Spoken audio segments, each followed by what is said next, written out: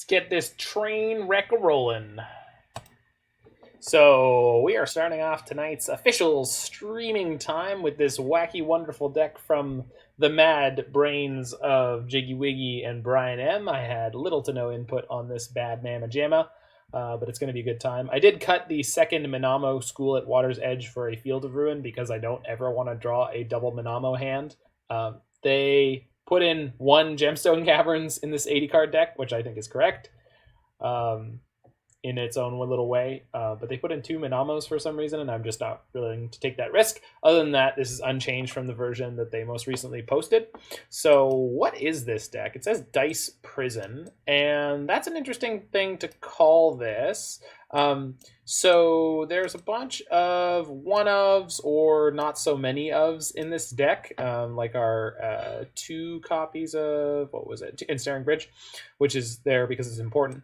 But we're using Goblin Engineer instead of War of Invention to tutor through our deck to get whatever of these particular artifacts we want in our graveyard. Sorcerous Spyglass, Damping Sphere, Ensnaring Bridge. Engineer Explosives does not synergize well with Goblin Engineer, but it does synergize well with Emry.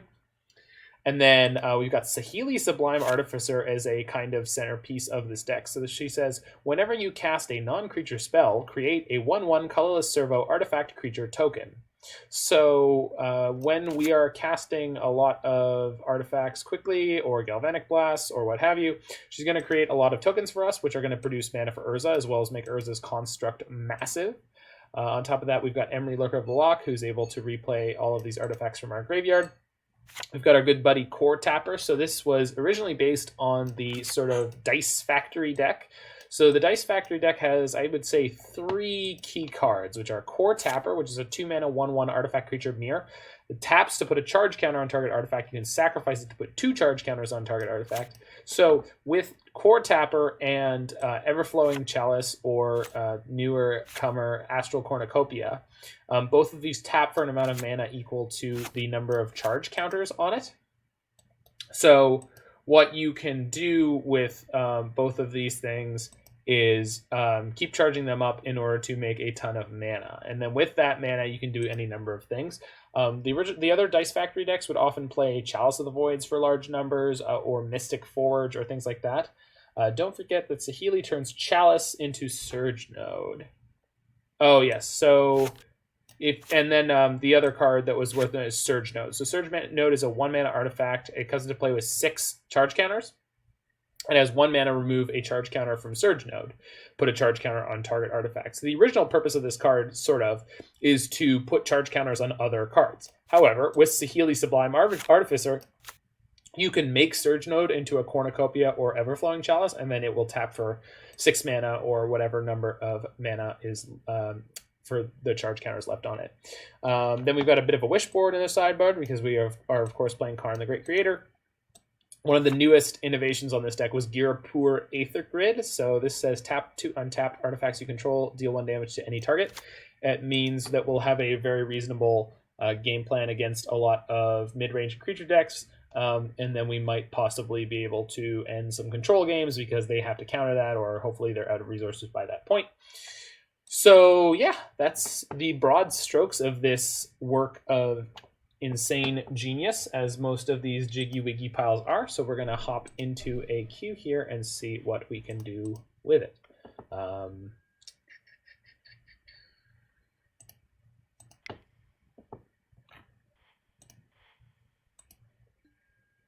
Don't forget, the deck is bad, and if you don't feel bad, I'll make sure to make you feel bad.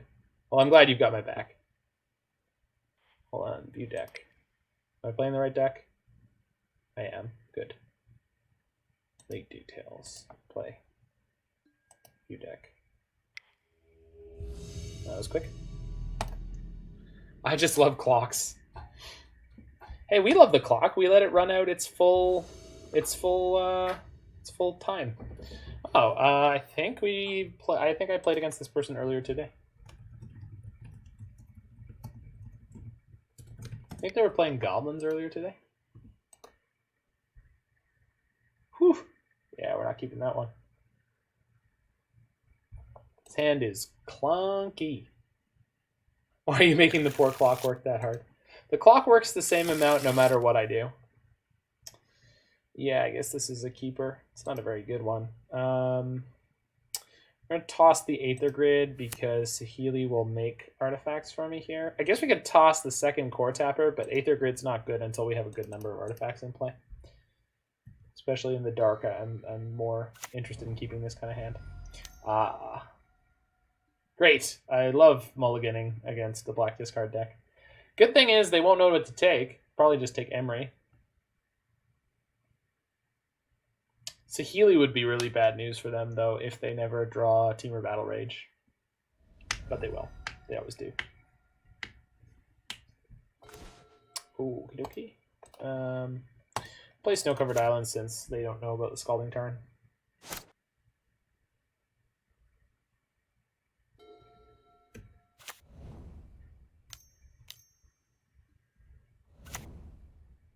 Oh, they are still playing goblins. I hope I don't die on turn 3 again. That has happened a depressing percentage of the time when I play against the goblin decks.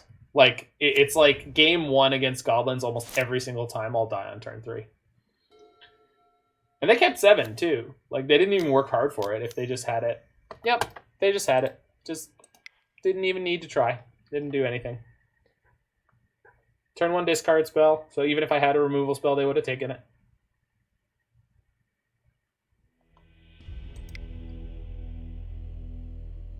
Okay, we don't need Blood Moons here. The 4th Galvanic Blast is probably fine. And that's about it.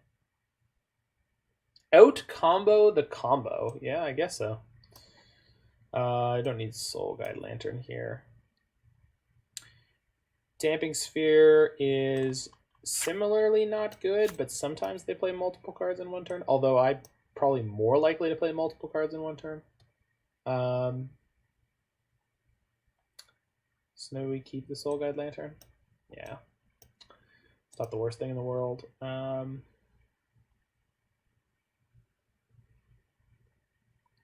Yeah, the rest of this seems fine. So we just got the extra Galvanic Blast in here.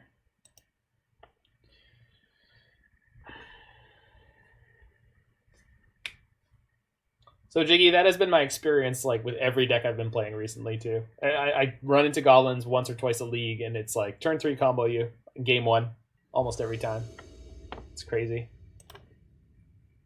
Usually we'll have at least one really fun grindy game. Surge Nodes, Bauble, Bridge. Yeah, all right. So I'm going to play one Surge Node and a Bauble off the top, and then we'll see where we go from here.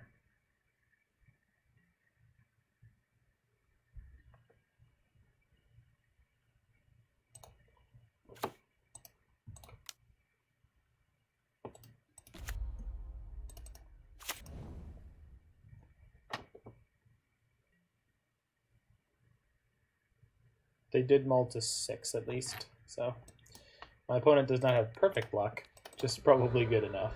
What's on top? Auntie's Hovel, sure. Hello. Hello.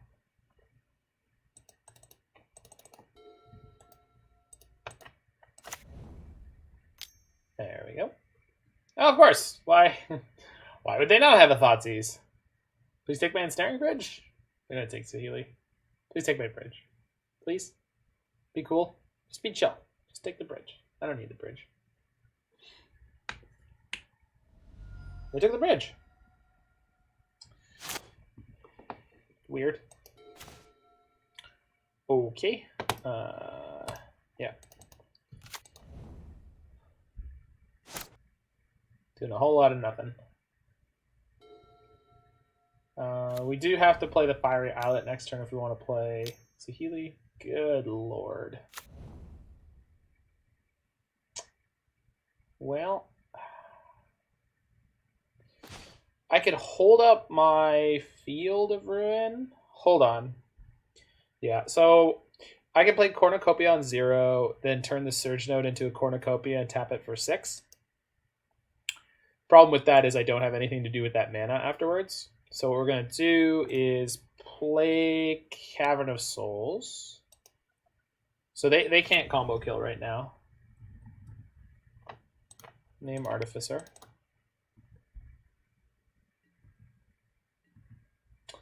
The issue is if they understand that I can disrupt the combo, they can just hold it up forever, basically, which is not going to be fun for us, I think. Not the most fun. Yeah, so they're just playing some grindy Magic the Gathering over there. But we needed to buy time, so we're just going to hang out for a bit.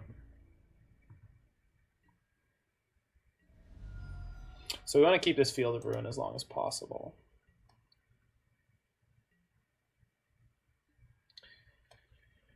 Okay. I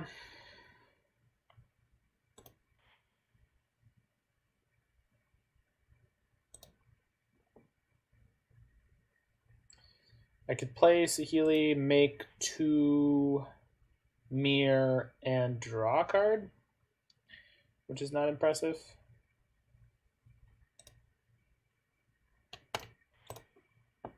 Play the Fiery Islet. Play Saheeli, play Cornucopia on 0, and just move a counter. The problem is if they combo, then I lose, but, I mean, we can't play around that forever, I guess. So...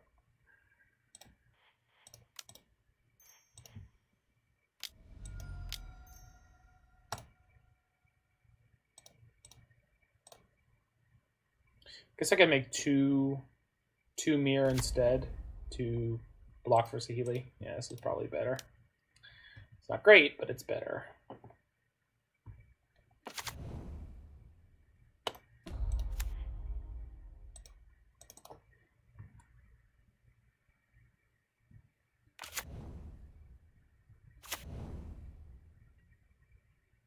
So now is where they draw the Entity's Hovel, and the next card down is Boggart Harbinger. Or they had it in hand the whole time, and they're just clever. They understood that Field of Ruin was going to disrupt them. Tarfire. That's so rude. Okay. Yep. Oh my god, Crater Maker.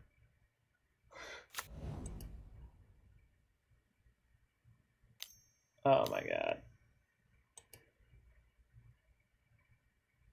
I love that they made it uncounterable. And there's the Harbinger, so we got to draw an out next turn or we're toast.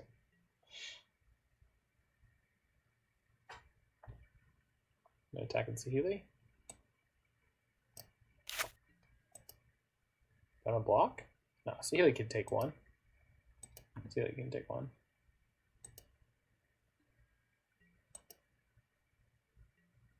So if we draw Karn, we get to kind of go nuts, but like... Yeah. I guess I can play Yorion.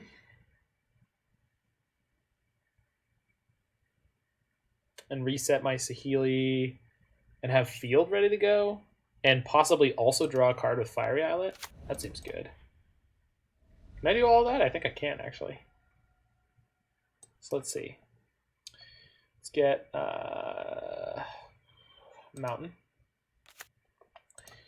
And then, okay, so Saheeli, target artifact becomes a copy of another target artifact. So we make Surge Node into a Cornucopia.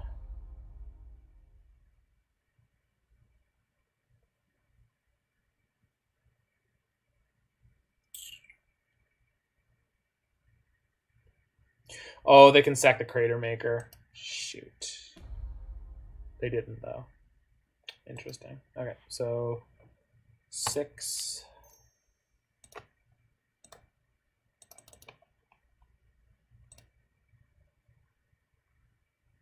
So if I leave up all my lands, then I can leave up my field. Okay.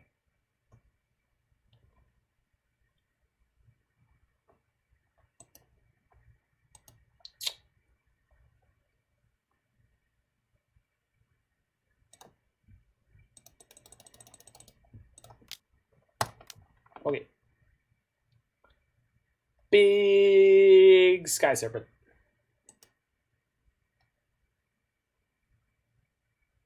And we're just going to slide Saheeli and nothing else, I guess.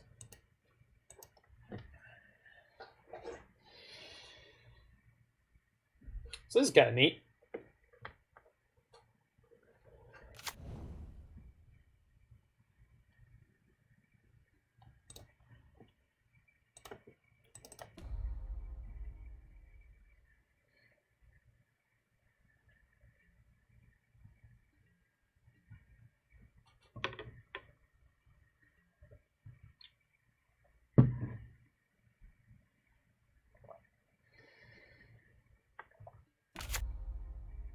I played Yorion on turn 5. What is this? The original companion meta?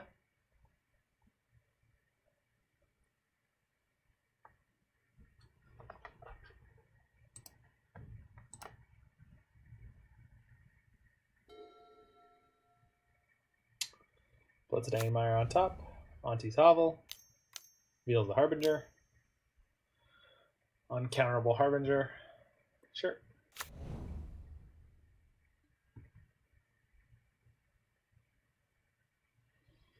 Now, if they're clever, they'll hold my mana at ransom. They were not clever. Got it. Wait, this says May, doesn't it? No, it does search. Good. Good. Good. Wait, I don't have any counters. I don't have to destroy your Cavern of Souls, so let's destroy your Blackleaf Cliffs. See ya! Okay. If they have a second Harbinger, I die, but nothing I can do about that. So let's see if we last. Sling Gang on top. Yikes! Mogwar Marshal. Double yikes. Huh. Well, that's a whole thing. Christ on a sandwich. What the? Oh yeah, they got a free attacker. Why not? Okay, block, block. So we're taking at least one here.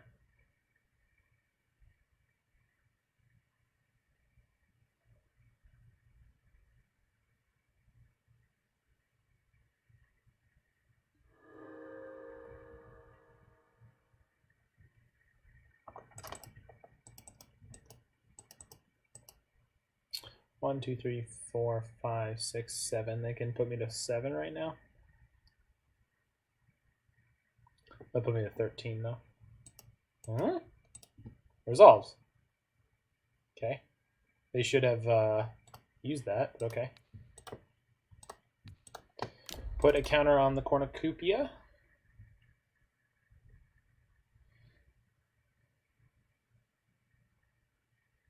So now we're diversifying our... Really? Oh, because they don't know... Yeah. I see. Okay. Yeah. So luckily we have a Chalice here. So we get to... So Karn? That's not a Karn. Okay, so we're going to be really close to dead soon. But not yet. So Bauble. Bauble myself. What's on top? Emry. Well, I definitely want that. So we'll draw.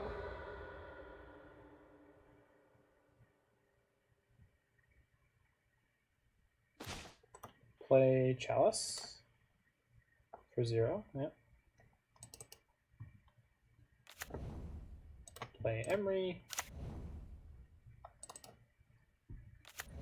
So after the next turn, we won't have to worry about it getting aggroed down. Because we're going to get our bridge out. After that turn, who knows, but... Okay. Another Bauble. Sure, why not? Huh.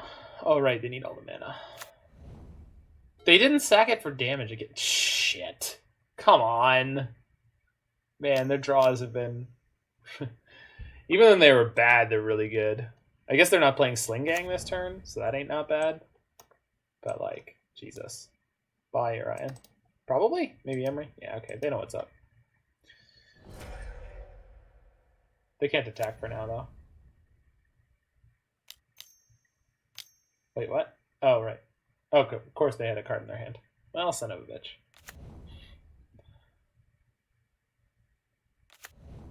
This is less than ideal.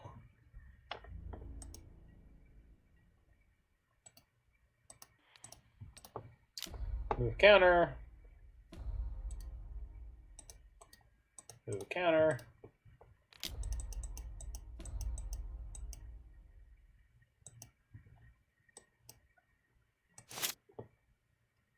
Karn? Maybe? Please? Big Daddy Karn?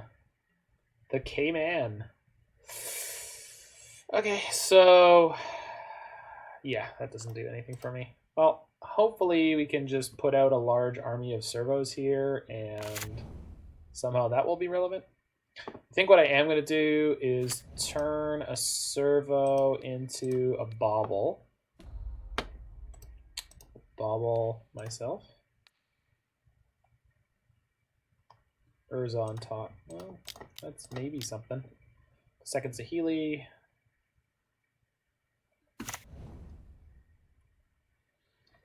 Keep that one. Bauble. I don't know. I guess I can bauble myself after they draw. I don't think I have to do anything else right now, so I'm not going to. Yeah, I'm not going to. But we are very close to dead. 1, 2, 3, 4, 5, 6, 7, 8, 9. So we're at 5. Virtual 5. Unless we get Sorcerous Spyglass or something similar quickly. On the plus side, next turn with Urza, we're going to be able to spin him a lot and have a pretty gigantic construct, but I don't know how much that'll matter. Okay, that's good. So no sick free plays from them, most likely. They have 1 card in hand, so how good is it? How hot? I'm at virtual 5. Am I just dead? I'm probably just dead, right? No, because I can block the Sling Gang, the Harbinger, and the Conspicuous Snoop, and then they can't... Yeah, I don't think the math works for them to kill me, actually. So we're at virtual 5, but that can only happen if they don't swing with the Sling Gang Lieutenant. So we block Snoop, Harbinger, and then 2 goblins, and we take 1, 2, 3, 4. Yeah, and then they lose basically everything they have. So I don't think they can kill me here, but let's find out. It's definitely about to be close. Really? Yeah, okay, so they can't... Yeah, so they're going to put me to virtually dead, but not dead. Maybe they're doing the math. No, those are blockers. Okay. So, yeah, block. Block. Block. Block. I think I want a virtual 1. No. 2. So I take 3. Sure. 4, 5, 6, 7 right now. Oh. Huh. Oh, they wanted my servos dead. That makes sense. Okay. I will bauble myself. Not that it matters, because I'm about to draw whatever I find out. What was it? Coretapper. All right. And... Haha! Okay. So what does my sideboard have? I have a bridge in the sideboard. I also have Paradox Engine. So if I Karn and then turn my Surge Node into a Chalice, play Paradox Engine, play the Coretapper, I think my deck goes semi-infinite. Huh. Okay, so...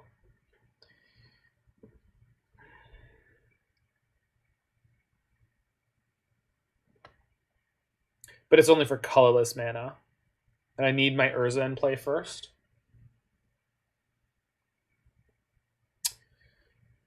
So if I play Urza, and then I play Karn, and then I... it's close but no cigar.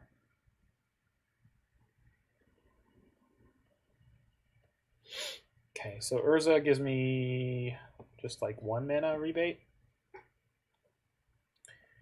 All right, so first things first. So let's say Surge Node becomes Chalice. Play Urza, play Karn, see where we're at. I know I can get the bridge. And also play the Coretapper, which means they have to rip a bunch of goblins to kill me, and then the next turn we kind of get them.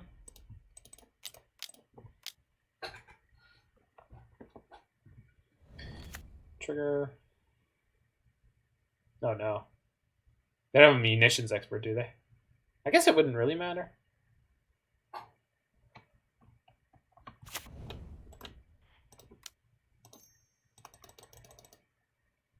Trigger, cool.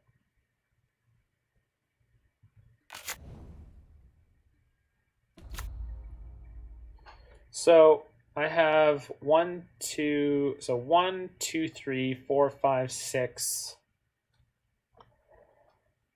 Yeah, and then the Paradox Engine is going to give me one more, so I can go off here at least a little bit. So let's see how far we go. This is kind of cool, actually. So we go 1, 2, 1, 2, 3, 4, 5. Play the engine, get a servo.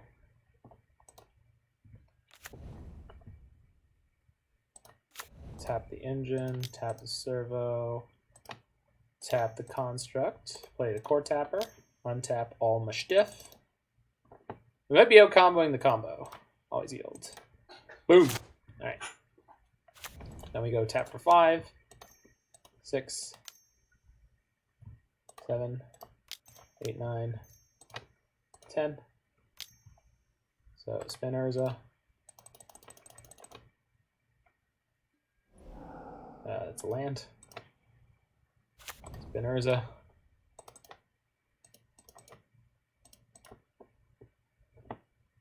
Play. Aha! Astrolabe, which is going to untap everything, so let's add mana again. Play the Astrolabe. Triggers. Yep. Get some more dudes. And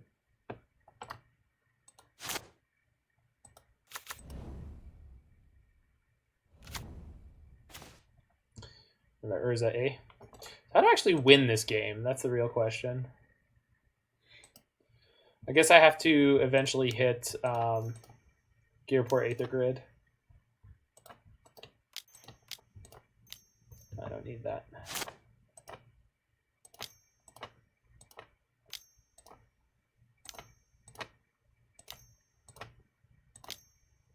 So I have like close to 4 spins here already. This is crazy. Oh, Galvanic Blast. That seems good. Kill the Slim Gang. So can I? Is it auto stack until end of turn? No, I know there's a way to do it, but whatever. Auto yield. Spin. All right.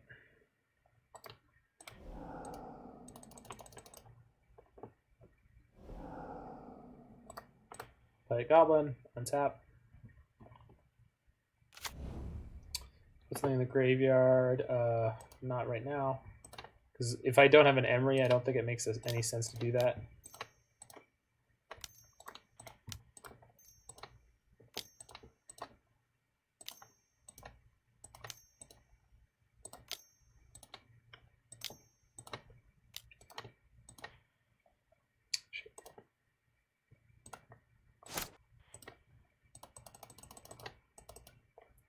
Spin. Sure.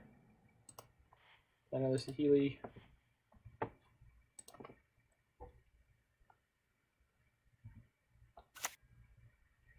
Keep the new Saheeli.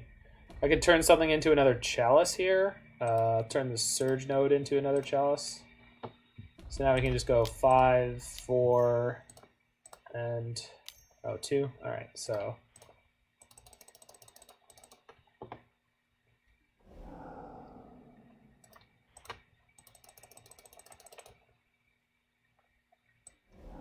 Emry, sure.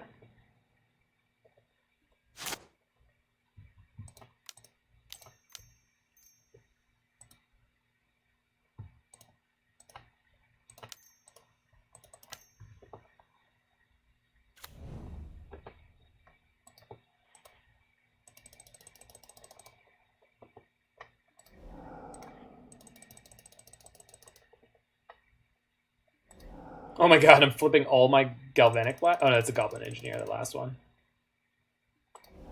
Oh, Karn? Karn is kind of good, right? Karn gets me a Ballista? Yeah, Karn gets me a Ballista. Okay, so let's go blast them. Trigger. That's fine. Stack it. So go this. Resolves. Okay, then we play Karn. Trigger. Yeah, stack it. This. Results. Keep the new Karn. Karn gets Walking Ballista. We have 12 plus 5, 17 damage. Yeah, okay, we're good.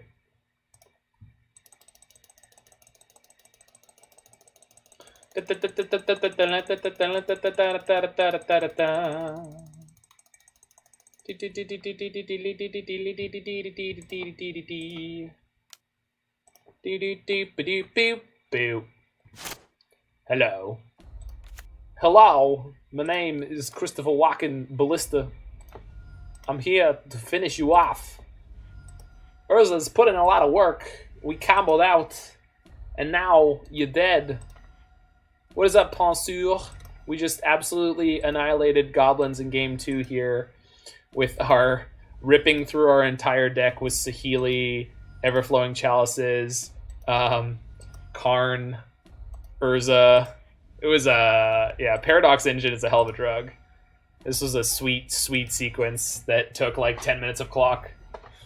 I'll be back in 2 seconds, and we're gonna go into game number 3 here. I'm stoked with this deck. This deck is freaking sweet.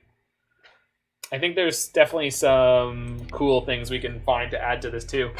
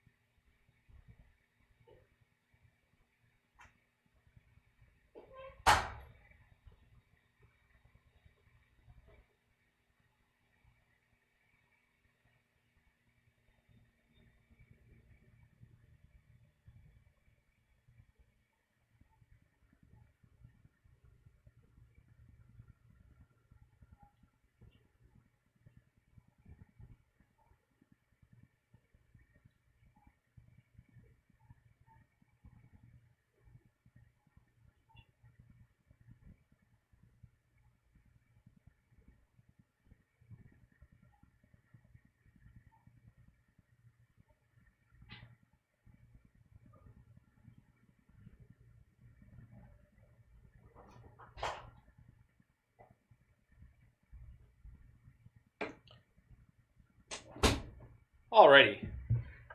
Man, I shouldn't have had all that coffee and beer and watermelon. Just received my Theros Stargazing Secret Lairs and opened a Stained Glass Narset. Wow, lucky you. That card is gorgeous.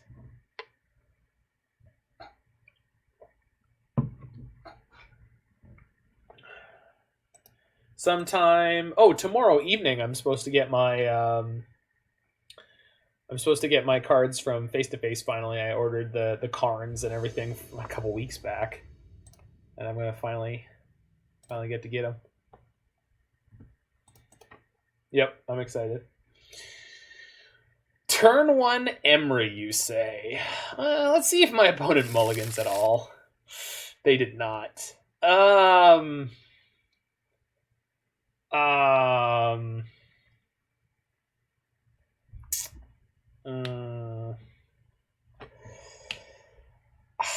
I probably shouldn't keep this. It's going to be a worse 6. Wow, look at this worse 6. I guess I have to keep this because I've got turn 2, we play the Chalice. Turn 3, we play the Karn. Yeah, it's not good, but...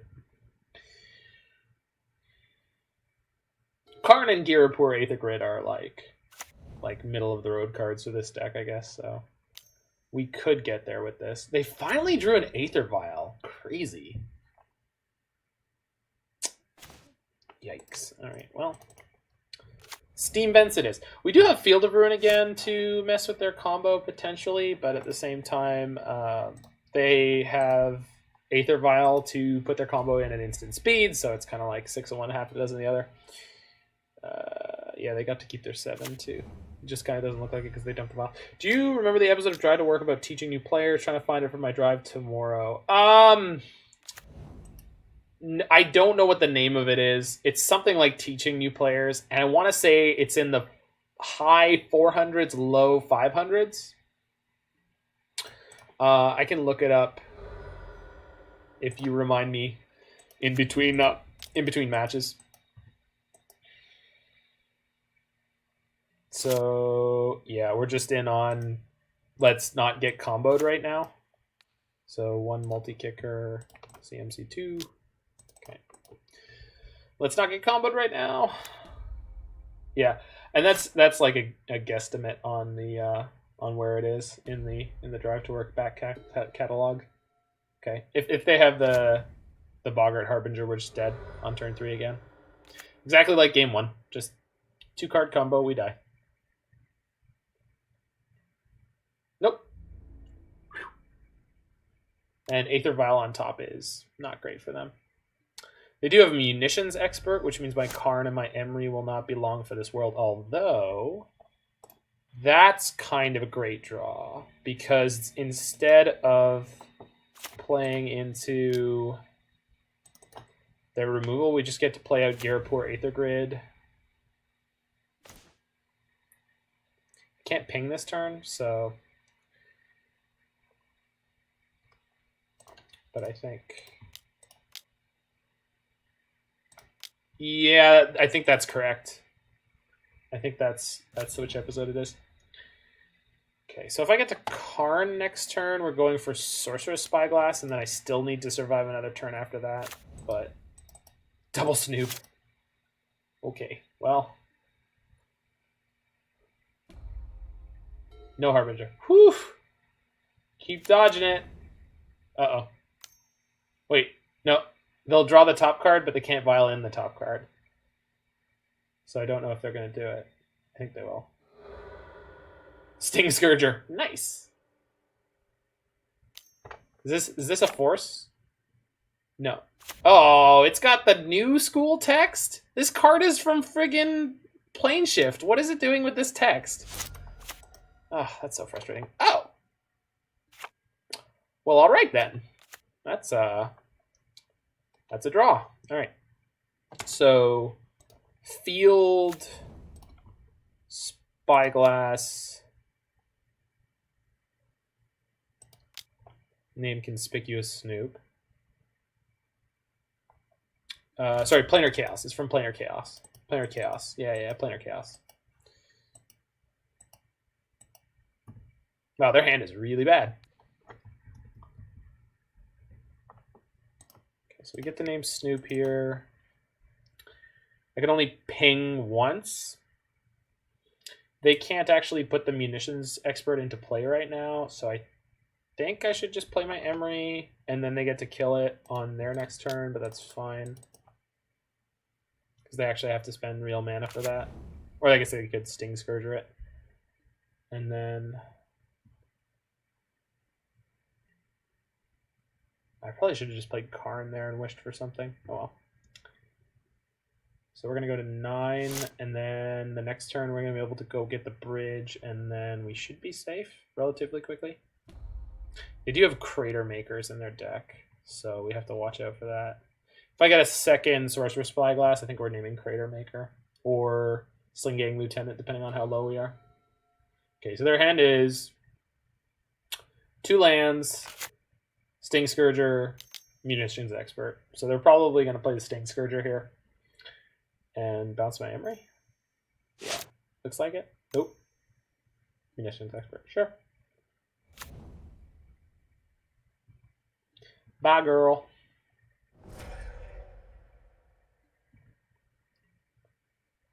So, the real problem is we're just getting low on life, but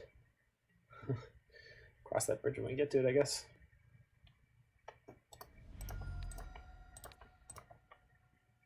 Dude. All right.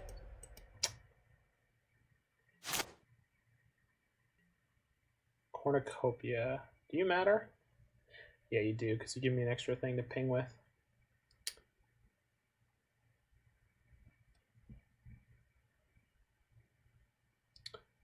So they're vial. They can't vial in a Sting Scourger right now.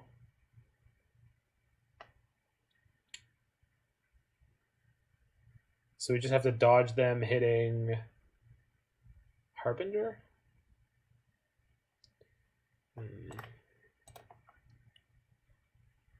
Well, if I play Karn and plus Karn, they won't be able to kill Karn.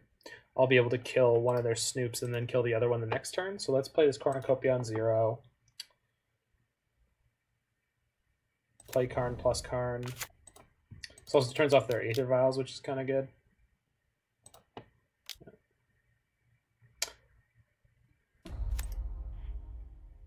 I could make an Astrolabe to block with. They've got the Sting Scourger in their hand. They play the Sting Scourger to bounce my Astrolabe. I'm actually happy about that. Yeah, let's do that. We know what their hand is, so the only thing that's going to matter here is they get to draw a Bloodstained Mire and they get to shuffle afterwards. So let's see what's up.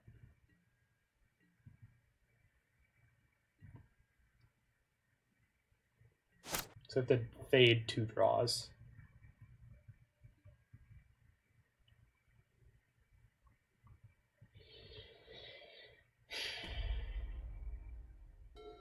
Okay, 1.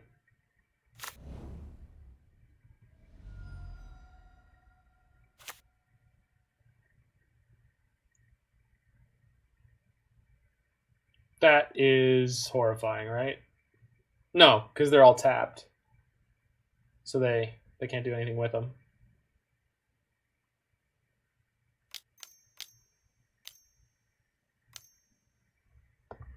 Okay, play the Kiki Jiki? Oh, wow, they can. But if they play the Kiki... Yeah, okay, this works out for me. Matron's next. That's fine. They play the Kiki... Oh, they can't activate the Snoops. Doy. I'm a nerd. I'm a huge nerd. They could do that, but I could just ping it in response, which is what I'm going to do.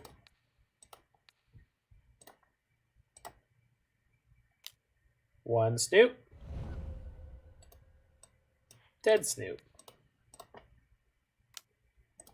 Maybe they didn't realize what we could do there. Like, I don't know.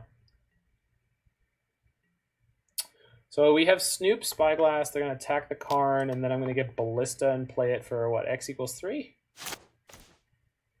1, 2, 3, 4, 5, 6. And X equals 3, which means I have the Ballista plus 2 artifacts up to tap.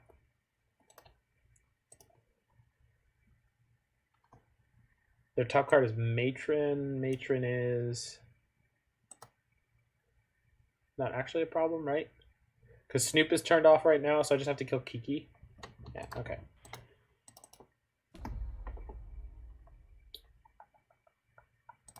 Ballista.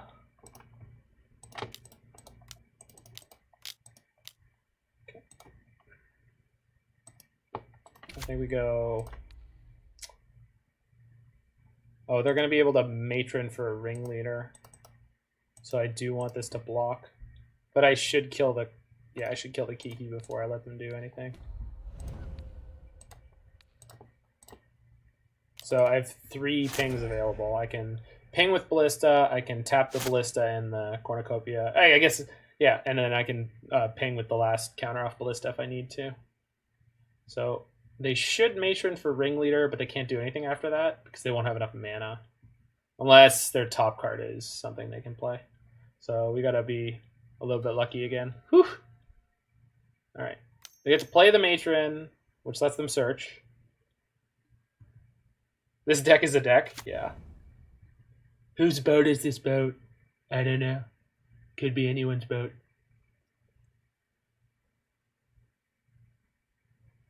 Whew. Munitions expert. Now that's a choice. Okay. They still have the Sting Scourger in their hand, right? Okay, so they're going to target my Ballista. So we're just going to kill the expert plus the... Oh, they're going to target the Karn. If I kill the Snoop and the expert, then Karn does not die.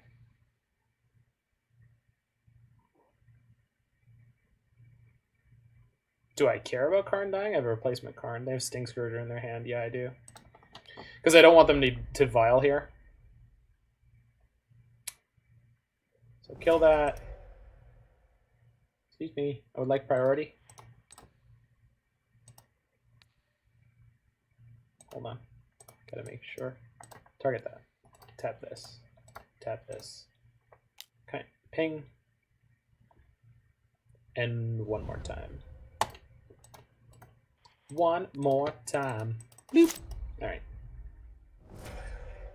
Karn takes 1.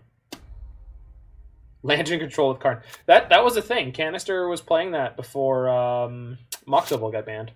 Well, that's a disgusting draw. Okay, so they have Sting Scourger in their hand still, but I don't think I care. So let's play Urza. Plus on Astrolabe. Do I want to play the new Karn? I guess I do. And then we fetch Paradox Engine. Next turn we start going quote-unquote off. They can Sting Scourger my Urza, but they have to do that sorcery speed. If I play the new Karn, then they can bounce the Urza, but they can't really do anything else. I think I'm just happier to sit for a turn. They bounce my Urza. I'm a pretty happy camper. Plus we have like infinite pings, and I know they're drawing like a Anti-Salvo. Okay. Yeah, Lantern Control with Karn, Narset, and Simian Spirit Guide was a thing that they were doing right before the rotation. Oh yeah, of course. Oops, no, that's not what I want. Ping the matron. Okay, you got him. Really? Okay. So I can wish with this Karn because I think I'm 100% that what is in their hand and it's not scary. We'll get Paradox Engine. 1, 2, 3, 4, 5. Play the engine. Play Karn.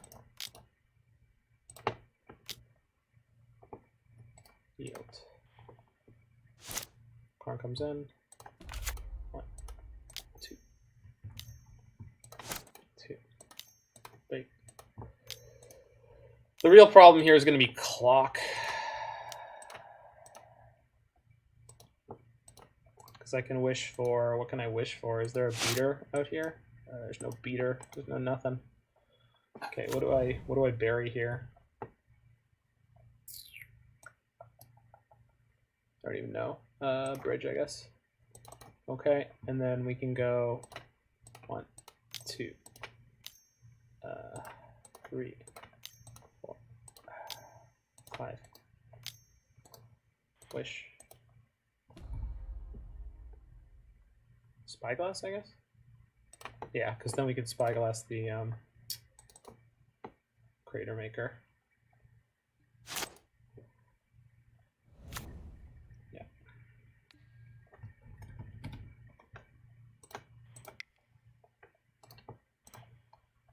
Spin my Urza, play the Vista.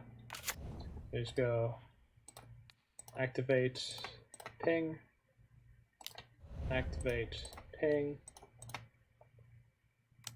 attack for 1. All right, we might be able to get there just with Urza Beatdown. Their hand is literally a land, and they can't activate their Aether Vials. I have a blocker, so we might be okay. Emry would be huge here because Emry would allow me to... Sure. Oh, right, I knew that was on top. All right, cool.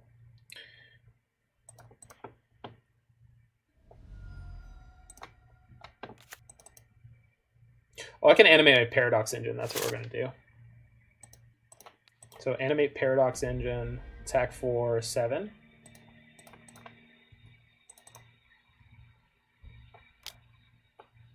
Then save target, ping.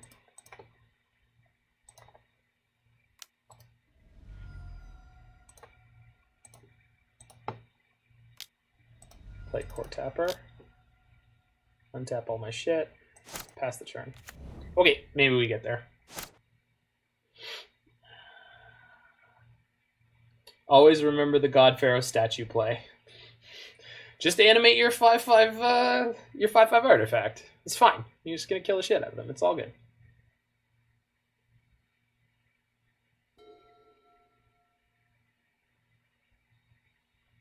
Did I get ya? Did I get ya? Looks like maybe we got him. Dice go pew pew, yeah. Dice engine goes burr, I guess would be the meme. Paradox Engine. So they can't vial. If they have munitions expert, we just ping it out of the way. Tarfire.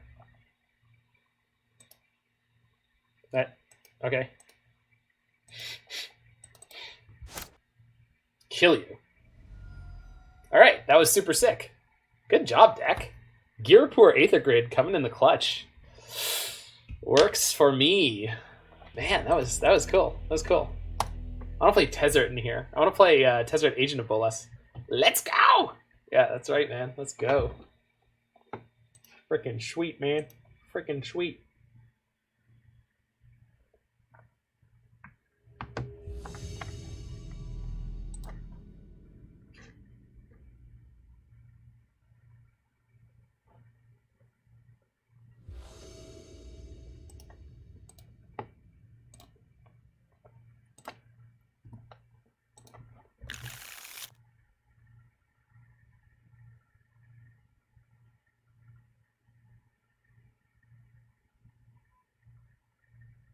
Okay.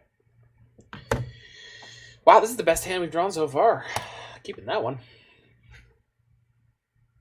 Is there a link to your deck list? There is. You can always press !deck in the chat, just like my good friend Canadian Bobo did for you. There should also be a Stream Decker widget on your screen right now, which works on PC and should work on mobile, but I know on mobile the interface is kind of finicky sometimes. So I'm leading on Astrolabe here. I think the earliest we ever want a Surge node is usually like turn 3. Yeah, so the explanation, I always get the MTG bot in here, so the exclamation point deck thing should always work in the chat too. Okay, against Arcum's Astrolabe, do I want a Goblin Engineer? I think I do. No. I don't. So I don't know what they're playing yet. So I don't know what I'd want to tutor for. So I think we'll just play Coretapper. I guess if I Goblin Engineer this turn, I could rotate out a Cornucopia next turn and then Coretapper it. Yeah. And I have Surge Node here too. All right, so we're gonna play the Engineer. We're just gonna try to let's see what the proactive approach with this deck looks like when you try to do that. So what does it look like when we take a proactive line? So we're burying Cornucopia because Cornucopia can enable us to put a bunch of mana into play next turn. Because I can rotate the Arcum's Astrolabe into the Cornucopia, play Coretapper, crack the Coretapper, put 2 counters on the Cornucopia, play Surge Node, put the Surge Node counter on the Cornucopia. So we'll have access to like 3 mana that turn, which is a lot. What are we up against? Oh, we're against like Esper Wurza, I guess. Hopefully they missed a... Nope. All right. Well, shit. That's definitely going to name Goblin Engineer. Which is not the end of the world, but... Yeah, there it goes. All right, well. We had a good plan once.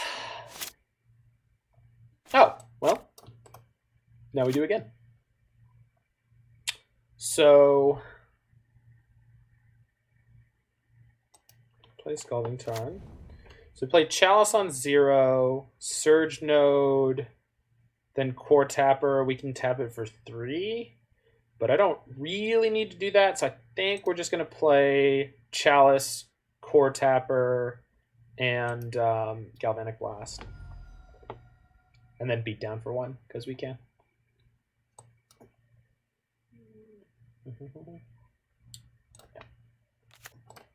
So, Chalice, Coretapper, Blast.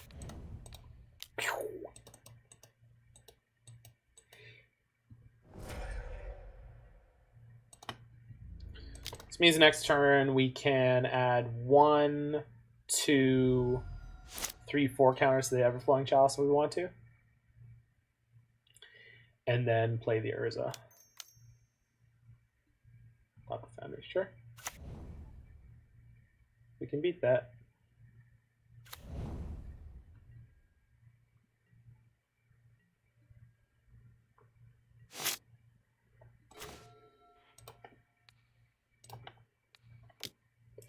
Guess I could just play Urza here so I don't have to sack anything. Actually, that's probably better. Hopefully they don't have Metallic Rebuke. Don't rebuke me. Woo! Made it. Surge Node. And then Soul Guide Lantern will eat their Bauble.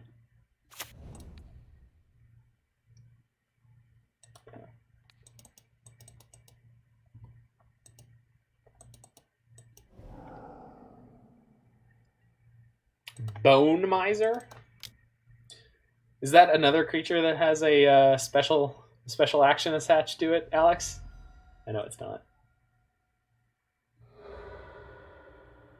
Oh, that's the Waste Not creature, right? Yeah, that's the Waste Not creature.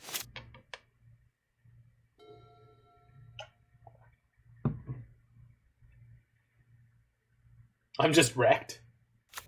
What are you, drunk?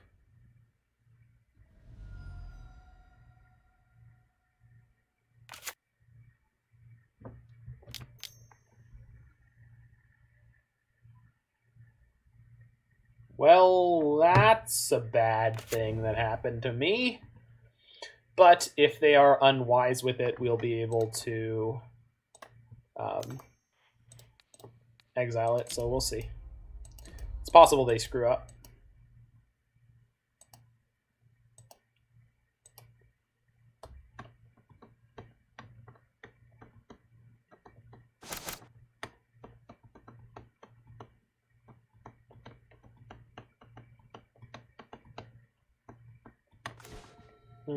That's not useful right now.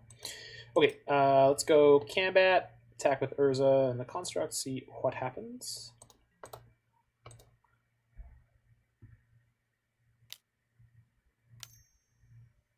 Okay, so if they make a second Thopter here, we are going to spin the Urza. We're just going to spin it post-combat.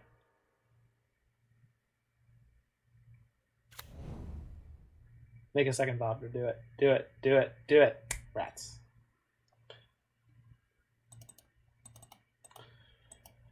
I mean, I can't imagine it going too much higher or lower. I don't know, to be perfectly honest.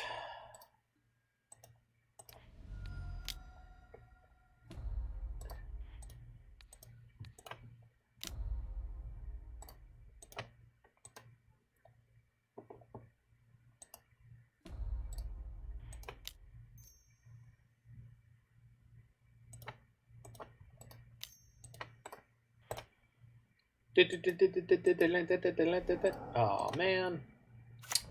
Alright, let's grab my Yorion, I think.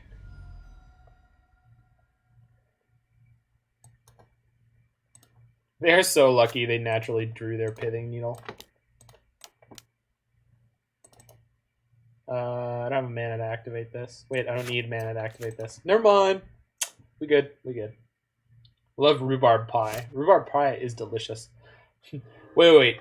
You love the alt art version of Teferi Master of Time? The alt art version? Isn't there like 12 of them? Isn't this one of the really bullshit things about it? Bridge. They have 2 cards in hand? That's fine. Wait, it's not that fine. Well, we'll see. We could beat this. Maybe. Field. Yeah. Right. Oh, actually, let's knock down their fair, I guess. Inventor's unfair, more like.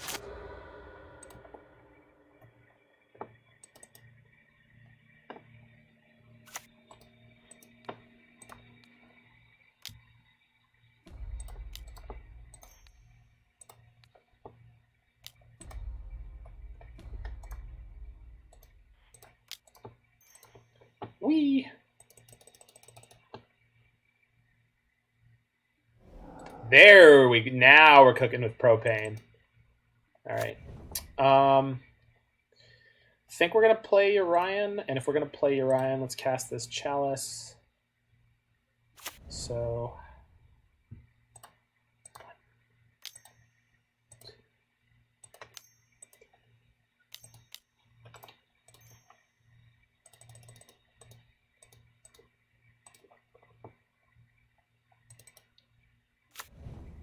Propane is a clean burning fuel.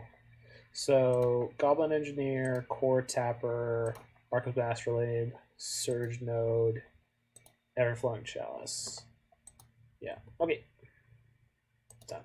Oh, I missed the Urza. Ah, it's okay. I wasn't allowed to attack anyway, so it doesn't matter. It largely doesn't matter.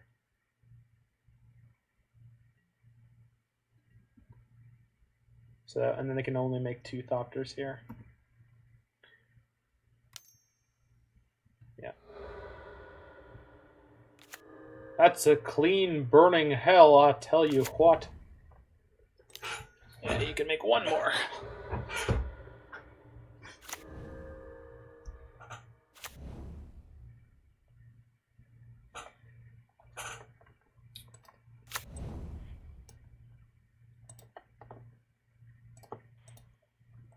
Okay, Engineer. It doesn't really matter what we bury here. I guess we want to bury something that we don't want to draw. Damping Sphere is probably largely useless in this game. Engineer Explosives would be nice to pick up. Hey, Marebear is back. Ooh, Emry's a good draw. Let's go Ping, Thopter. 1, 2. All right. And then try to expedite my decisions from this point on. Our deck is too click heavy. That's too many clicks. Too many clicks. Too many clicks. Too many clicks. Oh god, don't Urza me. Teferi. What does that mean? What do you do here? Bounce my Chalice? Don't bounce my Chalice. That would be so rude. I have to start all over again. This deck looks like a chore. Yeah, it kind of is. It's definitely not a smooth user experience on Magic Online. That much I could say. I think they should bounce my Chalice here. Yeah, good for them. It is awesome. It's just like really, really...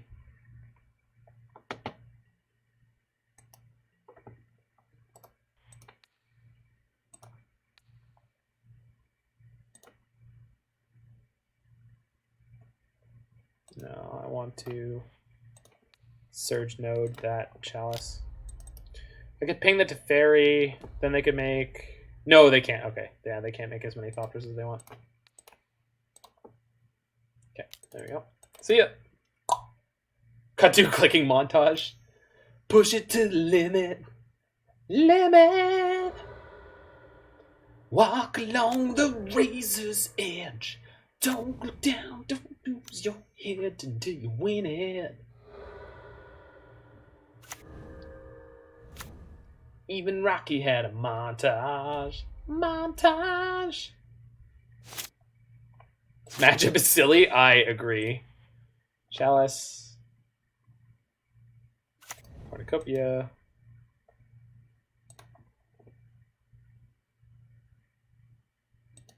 Yeah, there you go. The hour's approaching, just give it your best. You've got to reach your prime. Yeah, I remember the song. It's a good fucking song.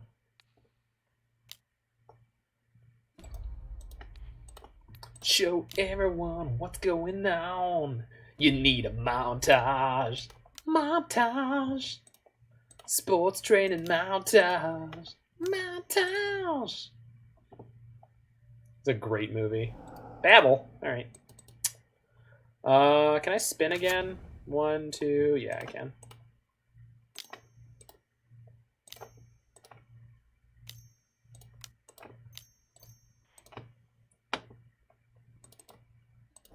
Oh, okay. Shoot them face. Okay.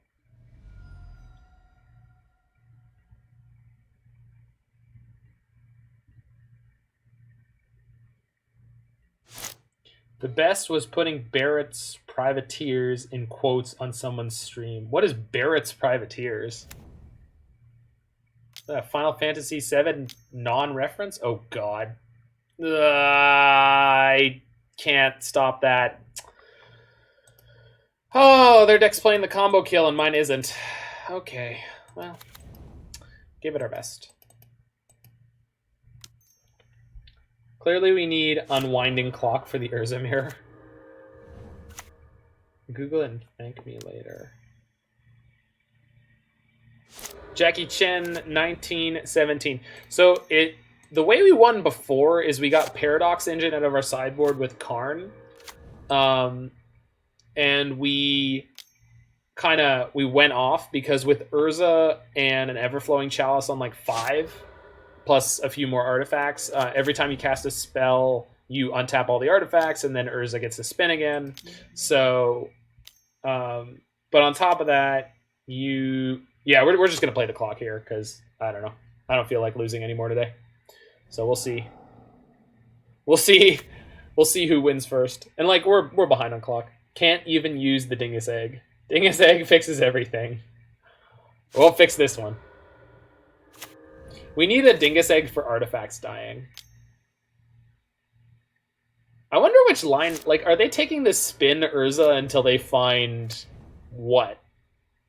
How do you win against Thopter combo? Oh, well, we just needed to draw a Karn or our 1 copy of Sorcerous Spyglass. They got really lucky, and they got Pithing Needle down on turn 2 on my Goblin Engineer. Because otherwise the Goblin Engineer would have been able to do a huge amount of work. Yeah, Disciple of Vault would do it.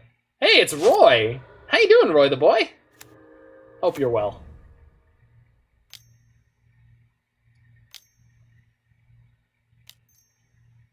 I've missed you, buddy. Obviously, I'm not trying to draw too much attention to your existence. You're wonderful, and I like having you around.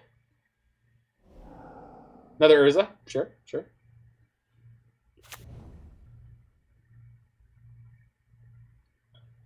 I'm assuming at some point they're just going to attack me for 3.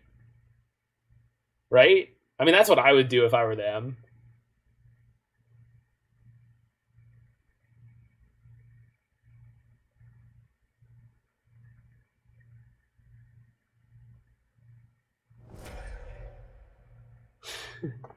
All right, we'll go back to the song. Hold on. That's when you need to put yourself to the test and show us a passage of time. We're gonna need a montage. Montage. It takes a montage. Montage. Show a lot of things happening at once. Remind everyone of what's going on. What's going? Every shot you show a little improvement. To show it all would take too long. That's called a montage. Ooh, we want a montage. I know there's like a B part.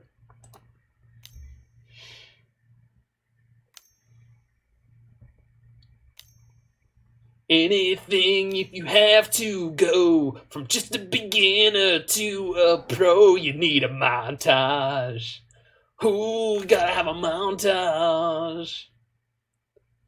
You always fade out when you're doing a montage. It'll seem like more time has passed if you fade out when you do a montage. So on the bottom right of your interface, there should be something that looks like one of those clippy board things that they use for like old-timey movies. The snap boards. I have no idea what they're called. If you hover over it, it'll say clip. If you're on desktop, and then I'm sure you can clip on mobile, and then you should know that when you go to clip, it'll take you backwards in time, so sometimes you have to kind of fiddle with it to try to find the right point. I wonder if I'll get copyright infringed for using montage. We're gonna find out.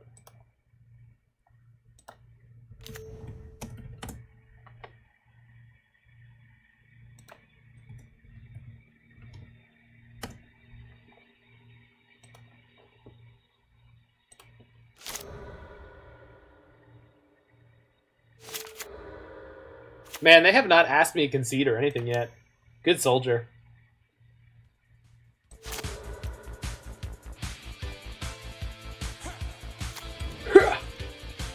I forgot about that. Fucking Trey Parker and Matt Stone. Got to reach your prime. Oh, this key is gonna be hard for me. Self to the test and deal with the passage of time. We're gonna need a montage. A sports training montage. There were a lot of things happening at once. Remind everyone of what's going on. So a little improvement to show it all would take too long. That's called a montage. Yeah, quality song. I'll trade you the bridge.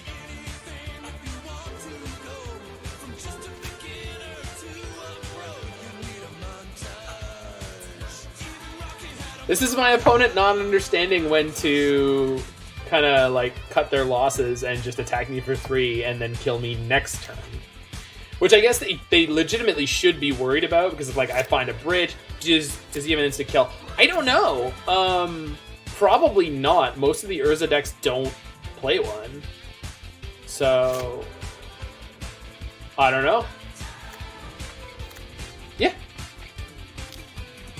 Also, whenever possible, speed. Not that I'm not reprimanding you, but whenever you can. I have no idea who my opponent is, so as much as I can, I like to use they for opponents that I don't know. Or if you're not going to use they, use he, she, it, they. I love cycling through all the options. I actually did have someone get mad at me for referring to an opponent as possibly being an it, which I thought was funny.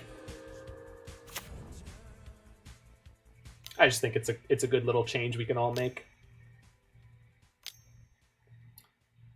But I love that someone got mad at me for referring to my opponent as potentially being an it. They were like, you can't take away someone's personhood. And I was like, I'm not. I firmly believe there must be someone in this world who wants to identify as an it. Yeah, well, no, what is it? Boys, gals, and non-binary pals. Boys, gals, and non-binary pals. That was the one that I heard. I don't know what NB means, so I wouldn't want to use that. I'm sure it's fine. I don't know what it means.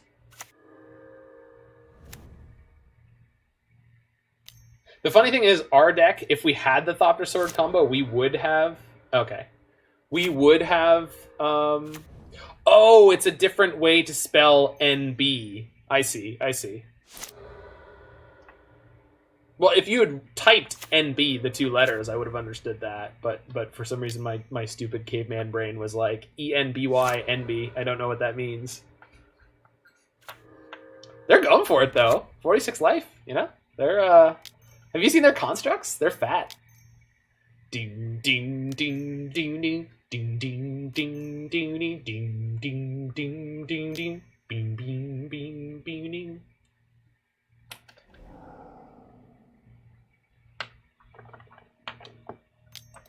I bet I have the lyrics for Fat somewhere in the sheet music. I know the sheet music for Bad. They're still going, huh? What a trooper. Your butt is wide. Well, mine is too. Just watch your mouth or I'll sit on you. Oh, what a great song. You started practicing your Fiddler on the Roof. Dude, I'm not learning Fiddler on the Roof. I like a good... Did they scoop? They scooped and dropped from the match. Hey, Jiggy, do we take these kind of 5-0s? Because it seems like we might get that kind of 5-0. I'm just feeling the heat. I was just totally going to curse it, but what the hell? That was amazing.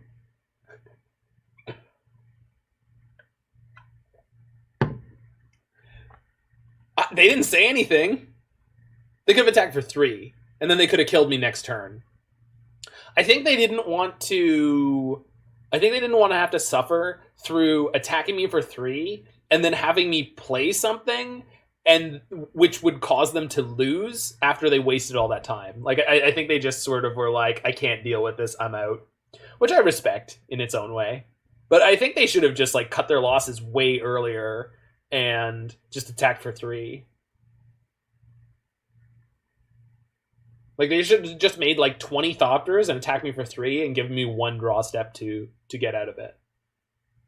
I don't respect it? That's fair.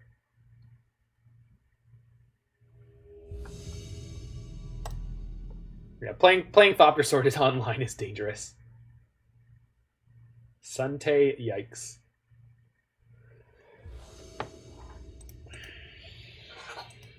I just want to know why, OP. Well, you have their screen name, right? You can go ask them.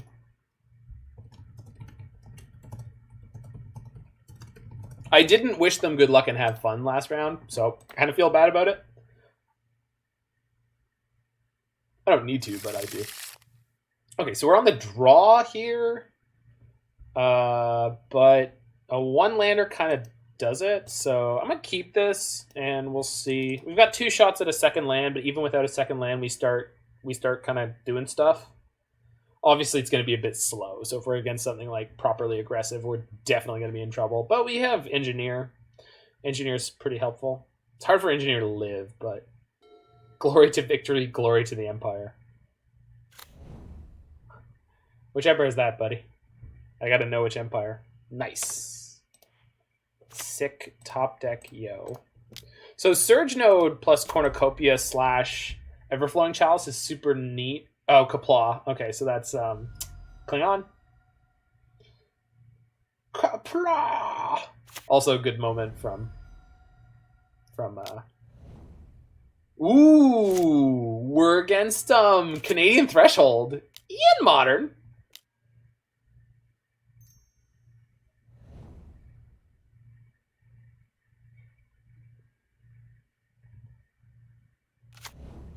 So this Goblin Engineer is kind of super important, except for the part where it's not going to be relevant.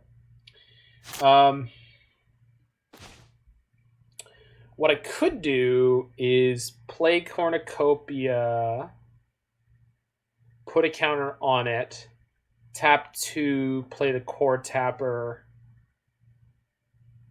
play another Cornucopia, sack onto the Cornucopia, and then play the Goblin Engineer. Which would mean the next turn I could probably go Karn Bridge, or very close to it. They're going to slam me, bro. Yo, I hear that. Okay. So the question is, like, how big of a turn do I want to have this turn versus possibly next turn with the Coretapper? And do I think that they're playing removal for a Goblin Engineer? Because yeah. Okay, so I'm going to take that one line that I suggested, and the reason that I'm going to do it is if I get Engineer into play and they don't have removal in their hand, because right now I think a lot of people would play sort of removal light. So I'm thinking... Actually, we have a Cornucopia, so if they spend their mana on interacting, we kind of get to... Yeah. All right. So this is a risky line, but I like it for a couple of reasons. One of them is we get the Ensnaring Bridge into our graveyard this way. And so they have to have removal for the Goblin Engineer to get through the bridge here. And then if they do that, then it gives me more of an opening to play this Karn next turn and get a bridge with Karn. So we'll see what they have here. They're also missing red mana. They're no longer missing red mana. If this was a country of just moose, it would be perfect. We are the worst part of Canada. Well, maybe it's just blue-green? Blue-green Delver? I wonder if they have a Mandrills here. Hoot, hoot, mother... So, we play a land. We crank the Surge Node onto this Cornucopia. Then we sack the Surge Node to get the bridge out? Or we sack the Cornucopia? No, we sack the Surge Node to get the bridge out. This person does not need a montage. I mean, we could see the training montage. Yeah,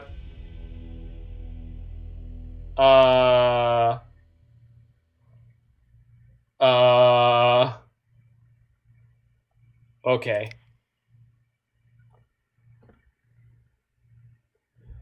I think Teferi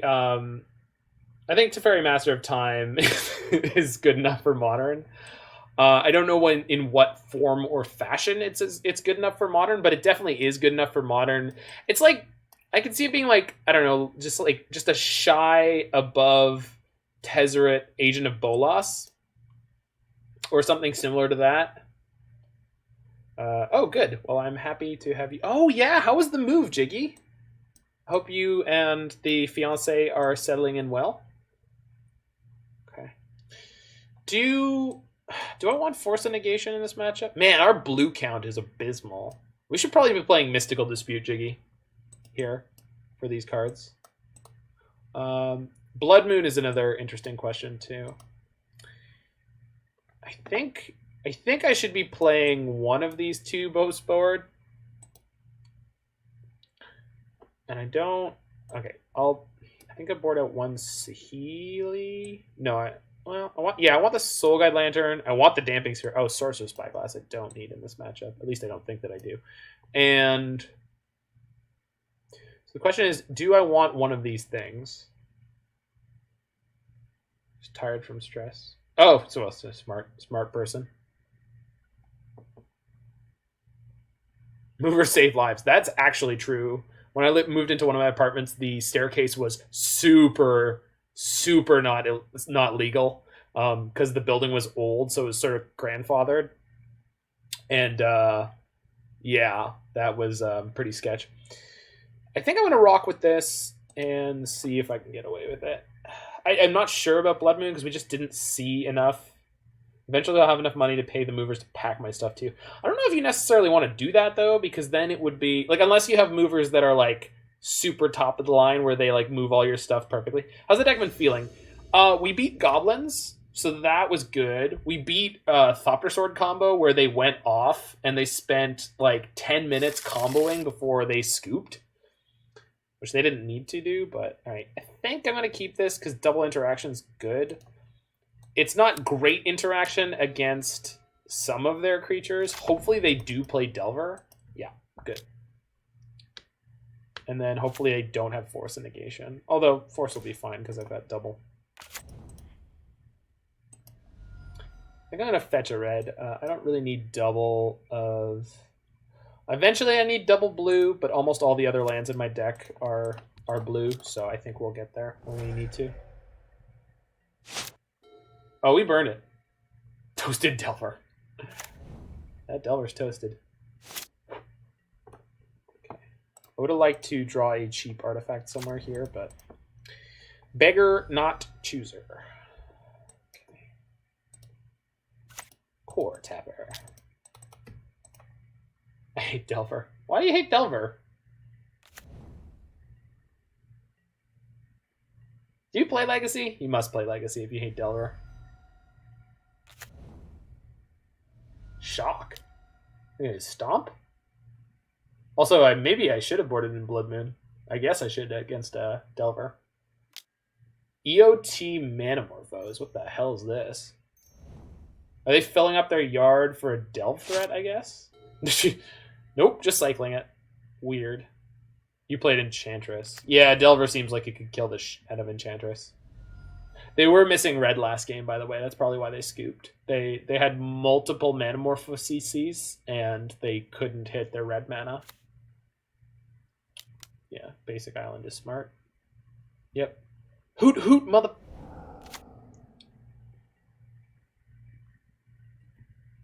Alright.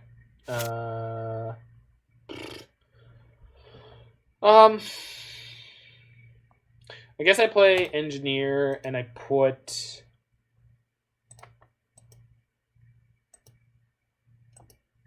I don't know. No, Emry's probably better. Engineer's probably better. Whatever I play is probably going to die. Let's just go get the bridge and then Emry can threaten getting the bridge back, I guess.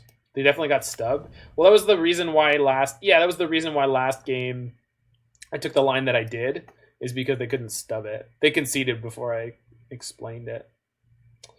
So getting bridge here is kind of sad because we can't do anything with it, but I think I will anyway, because they don't know that I can't unload my hand like at all. I mean, it works. The tricky thing is like I need to draw something relevant and mana. His hand is rough. Has not worked out well. Yikes! Well, that's a whole thing. That's wow. That's really, really bad for me. Yeah. Oh, hope I draw a land. Otherwise I'm gonna do a hell lot of nothing and dying. Oh.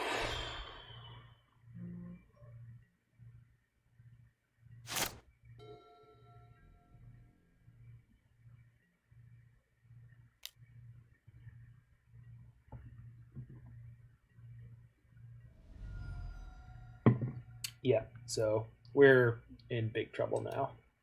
Although, okay. I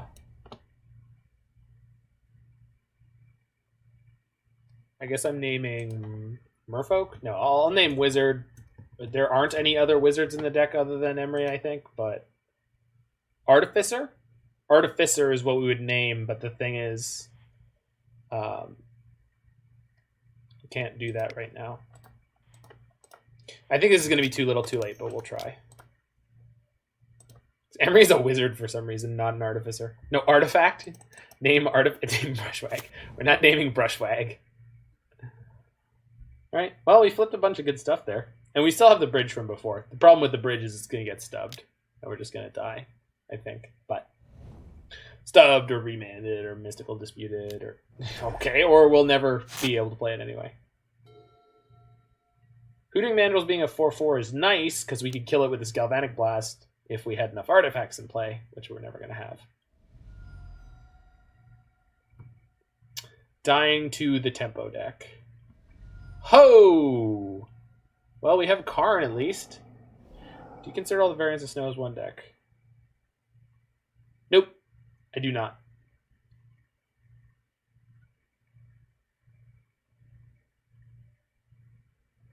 I don't know if Jiggy does. Sorry, I don't know if you were asking me or Jiggy.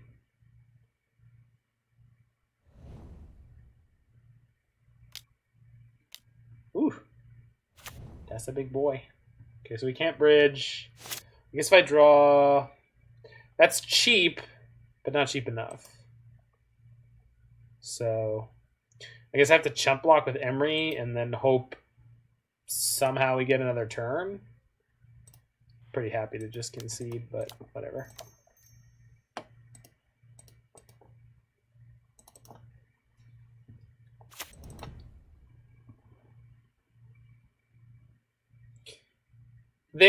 Those are decks that you can look at being like similar in a broad stroke, just like you used to be able to look at like the artifact decks in a broad stroke, like all the ones that played Mox Opal, but it's not actually helpful most of the time to do that. Like it doesn't, I don't know how I want to say it. Like it doesn't get you anywhere to look at that way. Like it's useful kind of for thinking of things like sideboard slots, but you don't, it doesn't actually benefit you, which is one of the reasons I don't like sideboard guides for the most part. Is I like if you were on your game and tuned in and you have the reps with your deck, I think you shouldn't need a sideboard guide because you should know the modern format well enough, and you should be paying attention to the ebbs and flows of other people's sideboards of different decks. And I am not saying that I'm someone who's like able to do this all the time. I'm just saying, like, if you are like firing on all cylinders, then that's where you're at. So like when I went to, and my trios team went to top 2, cut a Karn or 2. I don't want to cut Karns. Maybe I should for Blood Moons. I never want to cut Karns. You always cut Karns. I don't want to cut Karns. Gonna be hard to resolve. I agree. I never want to cut Karns. The show's there to see you go to top 2. I mean, you were around. You were there, you stupid... I called a game rule violation on myself. To you. But anyway, that day, I knew my deck. I knew the whole format. I knew everything that I needed to know to play my best at that tournament, and I did. Like... Okay. Yeah, this is... probably the best hand we've had against that. Lead on Steam Vents, Bauble. No, we can Bauble Trick. We can Bauble Trick here to try to get better draws. You were beside me at the end. Yeah. But the point of all of the things that I was just saying is that you if you're in the right sort of competitive mindset, I think something like a sideboard guide is going to be detrimental. Unless you're the kind of person who knows that that's something that you want and need. But I think overall you'll be a better off player by not having things like that.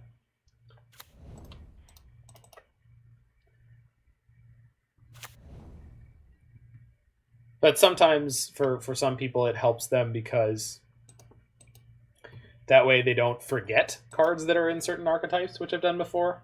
Especially if there's new cards in some archetypes. Delver. Okay. So, Bauble myself. Soul Guide Lantern. Do I want that? I'm not playing it this turn. It is a cheap artifact that's nice to have, but...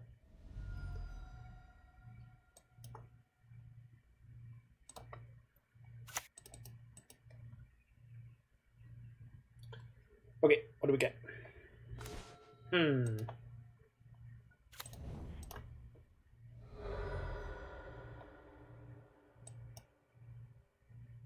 So I think I like Goblin Engineer here, because then next turn I can play Astrolabe Damping Sphere. You just jam Sphere. Really? If I jam Sphere, though, my next turn is like just Bridge or just Engineer. Whereas like Goblin Engineer has Summoning Sickness. Lets me put an extra Bridge in my graveyard. Maybe don't listen to me, though. Well, I want to, but I just...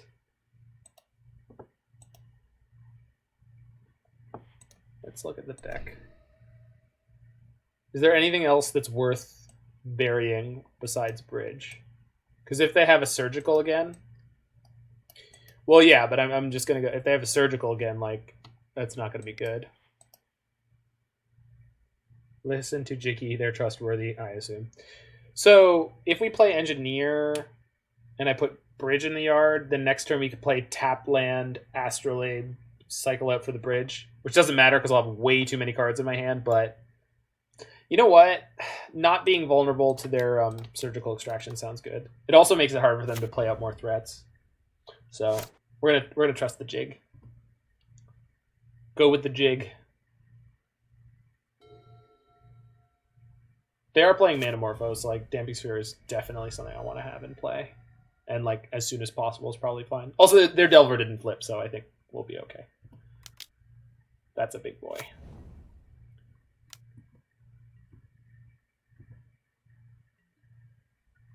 So they're tapped down. I think I'm just going to jam the Bridge here. That really helps. Because this means I don't have to shock for the Bridge.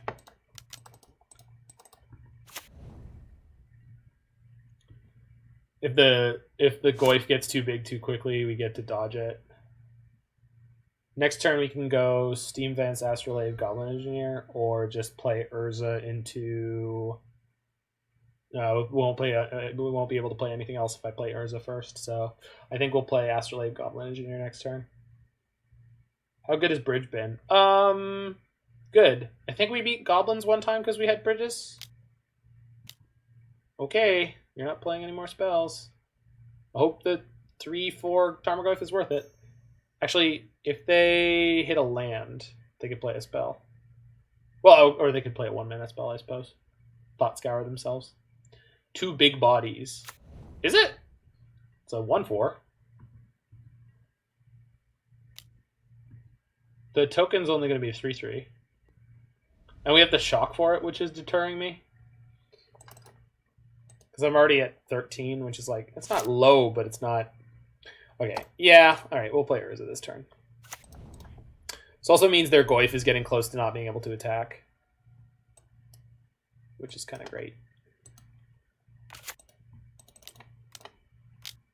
Hello. Urza.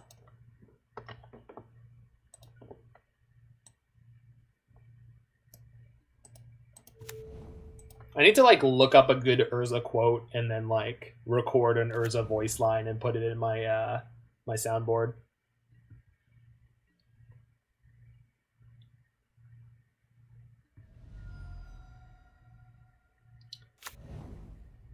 Die, Mishra, die. Ah, yes, the famous flavor text from Urza's Bauble. I love that Urza's Bauble is a card. Okay, so they flip their Delver, so we're at virtual 9 here. But then they have to kill me with all burn. I got my Urzas in the mail today. Sook. I've got my German Urza hanging out over here in my box. Urza first die Handwerker.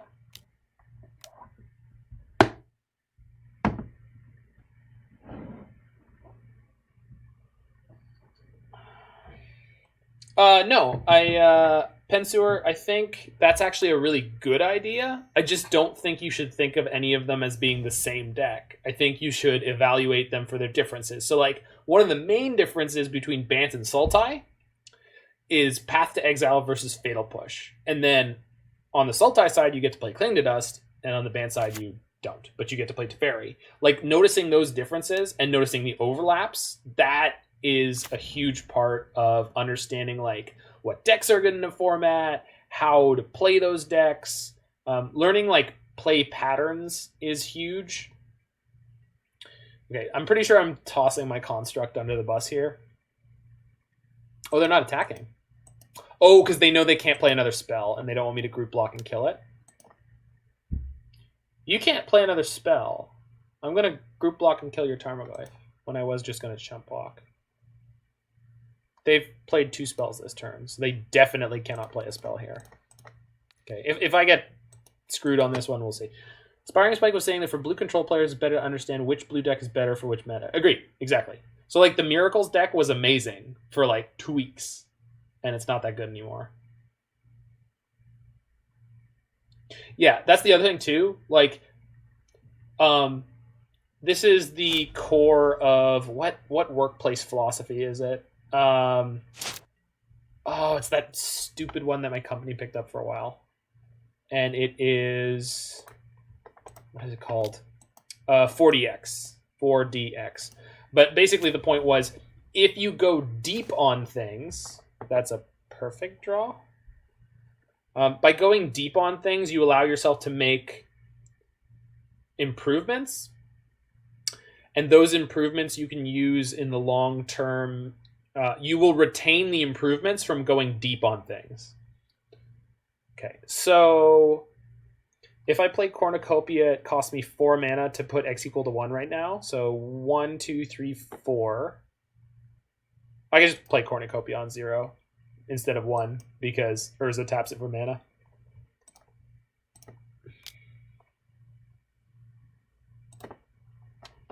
And then we play Engineer for 4.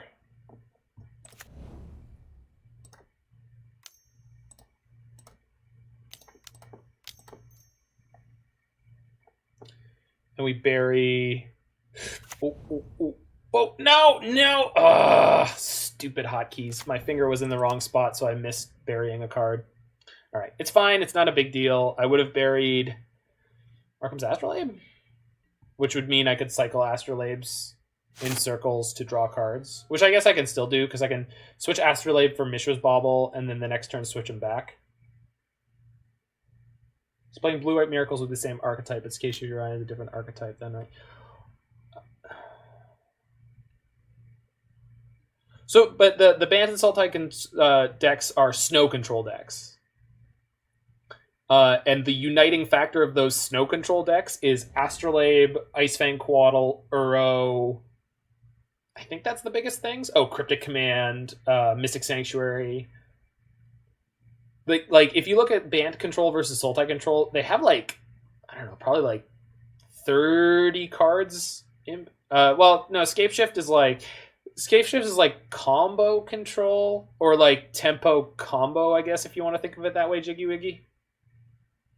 The most important word to get into the words that you talk about Scapeshift with is essentially a combo deck, and the combo is Scapeshift plus 7 lands. You just want to maneuver the game as often as you can into a position where you could just Scapeshift with 7 lands in play, which to me feels more like a combo deck than anything else. And then tempo, because it plays things like Remand, because you don't need to deal with most things your opponents play. It's kind of like playing a Through the Breach combo, but it's like playing a Through the Breach deck in that all you have to do is survive to do your thing. So it's like, it feels closer in my mind to what the philosophy of playing a combo deck is than what the philosophy of playing a control deck would be to me. But that's, that's like shades of definition. Yorion time? You think? Yeah, I guess so. Before I Yorion, I am going to... hold on. So I need 9 mana to Yorion. Can I engineer first? Yeah, I definitely can. And if I engineer, I'll just turn my Cornucopia into a Bauble.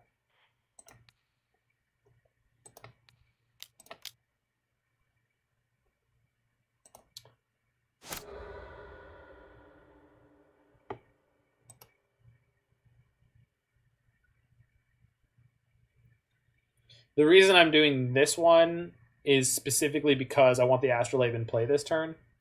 So in order to go deep, does it make sense to think in broad archetypes like Control or less broad like Blue Control, Snow Control? Well, if you want to go deep, like pick a single deck and just go hard. Just play the ever-loving out of that thing and see what you can do. Just like go really, really hard on a single deck. Just pick one. Because all the different variations in card choices, that's enough to keep you going for I don't know, years, I would say. Like there are people who have been playing like Grixis Delver. Like that's a perfect example of an archetype. People have been playing Grixis Delver for like 10 years. Some people go deep on Intruder Alarm combo. But the thing about going deep is it doesn't work for some people because they like playing a variety of decks and they learn more from playing a variety of decks. Bolt. Are you bolting me? Bolting Engineer. That's fine. I'm not thrilled, but I want to keep Damping Sphere in play. I can slide the bridge. Yeah, I can slide everything else. I just don't want my opponent playing another thing. Trigger. Whee! So you should choose Bant or Sultai Snow when you say a single deck. That is exactly what I mean. Like if I'm saying like go deep on a single deck, I really mean like one specific deck.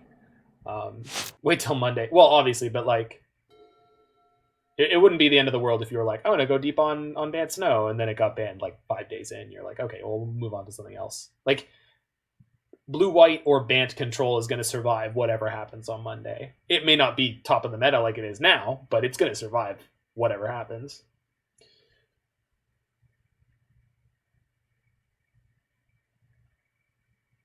Yeah, exactly. There will be some version of that deck that survives.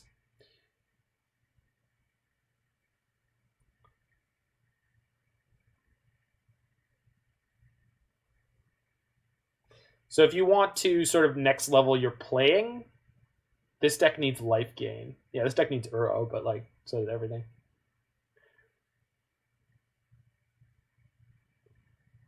I think Ice Fang Quaddle might survive in snow control decks, even without Astrolabe. No more Uro. There might be no more Uro, we'll see. I have seen no confirmation or denial of one way or the other. No. Yeah, I mean, I don't want Astrolabe or Uro to go. What I wouldn't mind going, and this is an interesting choice. I don't know if I believe it. Maybe I just want to believe it, but I think Veil could actually be an interesting choice. The reason I think they won't choose it is for the non-blue decks, but it would let some decks attack Bant and Sultai better. I don't know if it's enough, but like I think it's possible. Okay, so we lost my engineer. We lost the engineer, so let's just Bauble here. See what the next draw is. Thought Scour, that's fine. Second Urza is fine. Wow. I got a lot of burn, huh? Okay,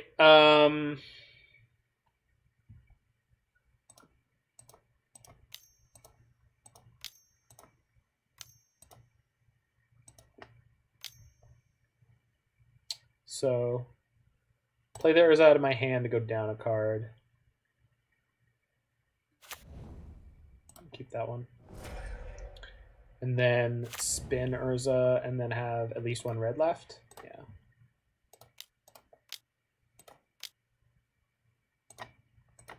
We do need to pay one for whatever we reveal here, so we just have to be careful. Oh no, do I have to pay two? No, just one, right? Yeah, just one. Okay. Oops. There we go. Bloop. All right. Piazza turn.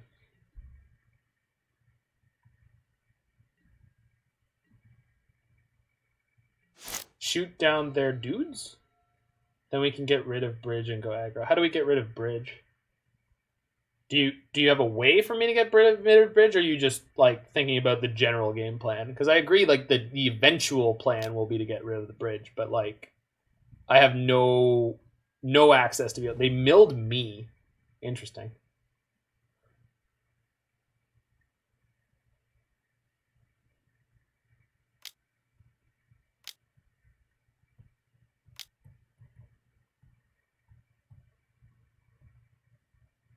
Top deck something good. Yeah, that's why I'm holding on to the Galvanic Blast for now, though. Okay, this has got to be them playing Hooting Mandrills, I think. Or something similar. Because I assume they're wrestling with Delve plus Damping Sphere. So right now, if they're able to take... We have to be kind of scared because they probably play a card... No, I understand that. That's why I'm holding on to the Galvanic Blasts. Oh, I obviously position myself in a way where I can't play both of them right now. So if they manage to play a spell that would remove my Bridge, we go response, kill your Stormwing entity, Yorion blocks Hooting Mandrills. No, Yorion blocks the 5/5 entity and dies. Urza blocks Hooting Mandrills, and then we're kind of up a creek a little bit. Banned shitters. Well, that's a card. Okay, so is that going to kill any of their stuff on 2? No. Wait, what? Oh, right, because of Damping Sphere. That's how that works with Damping Sphere. Okay, so cast with 3 colors. The only thing it's going to kill is Bridge. So in response, we'll kill a Stormwing entity. Hopefully. They can't play anything in response. It's going to cost too much. So, okay. And then we're going to have to do what I described earlier. I think trading my Urza is a bad idea.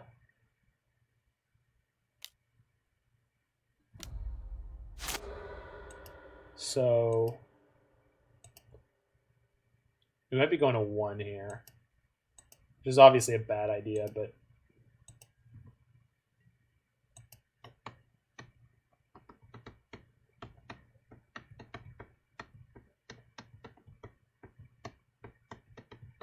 they should attack with everything. I really wouldn't understand if they don't. There we go. Oh! If you don't attack with this, it makes things really easy on me. There we go. So we're going to go to 1 here. Because I'm not... I don't think that tossing my Urza away here is the right way to win this game. Because I can't have Yorion block the Hooting Mandrills, I'll just die, because these are both flyers. And I can't have Yorion block the Insectile or that Aberration. I mean, I could, but then Urza has to block the Mandrills. Oh, please. Please make the worst possible attack. So in the end, what separates people like Doom Switch, McWinsauce, and such from Bansheaters like me, it's hard to pinpoint. Yeah, that's the best possible attack from my side of the table. Years of experience, I would say. There is a level of studying that you can do. They attack with all we win on the crackback. Oh, right. I suppose.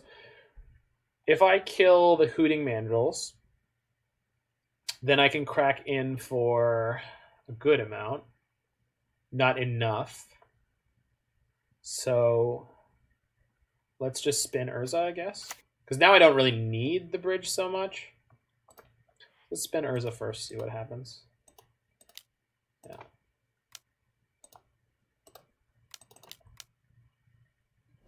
Shit. Shouldn't have played the land first. Do I just attack for 6 here? And then kill the Stormwing entity? Kill the Mandrills, swing for 12, hope we just win next turn? Kill the Stormwing entity, swing for 12. Hold on. If I swing for 12 and we could put them to 1. Which obviously is not good enough. Huh. think I can attack with one construct. Attack with one construct this turn. Hold the Galvanic Blast. Or kill a Stormwing entity now. Kill entity now? Alright, fine.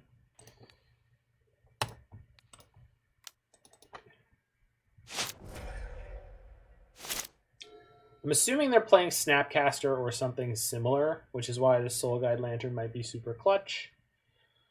Construct is bricking their Hooting Mandrills, so they need double bolt to kill me. So probably just coming in for 3 here. Yep. So I don't think I'll die from this. Doesn't look like it.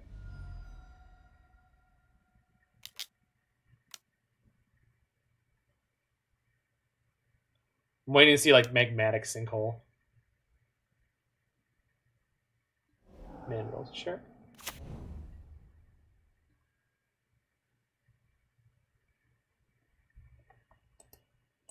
Okay. So swing with both constructs. We'll say we'll spin Urza first. Then we'll swing with both constructs and then play Urza post combat. That's a good draw.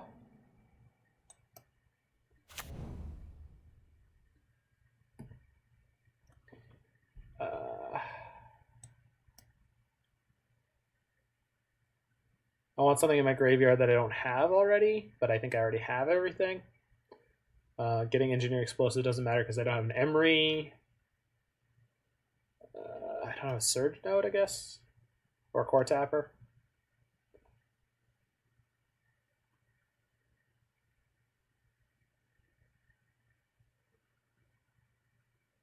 Yeah, let's get a Surge Node, I guess.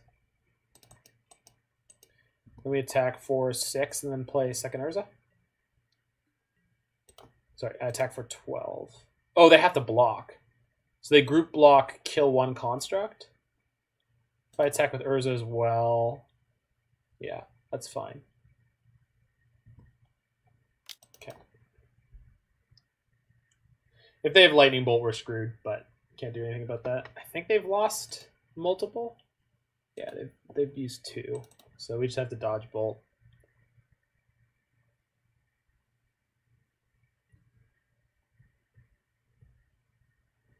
Yeah, I expected that block. Okay. Urza's so good. Yeah, I agree.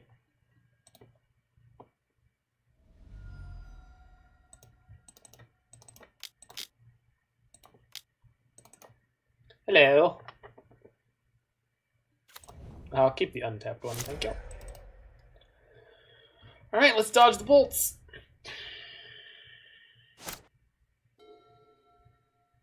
There's bolts. Bounce spells? No, bounce spell wouldn't do it. Because Urza can still chump block the mandrills. Hoot hoot. Got him. 3-0, baby! Whew! Whew! Izzet Urza's going off. So just remember, everyone, this deck is not necessarily good, but it might be completely great. This is gonna need a montage, maybe.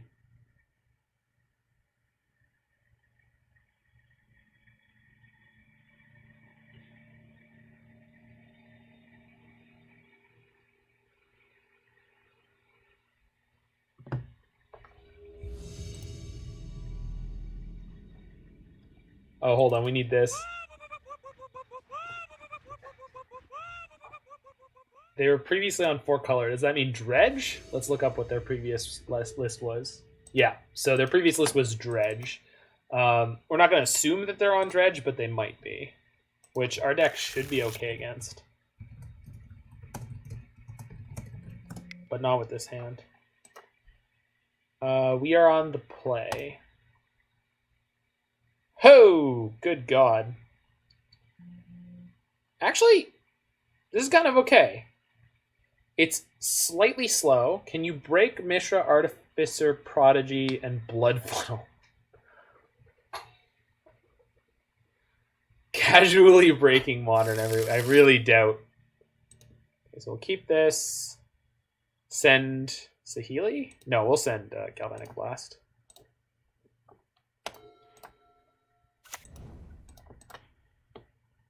This hand is nuts. Listen. We're against Dredge, and it's gonna be fine. You're nuts. Whatever. Shut up. It's great. Everything's gonna be great. We're gonna be fine. Surge Node. Whoa!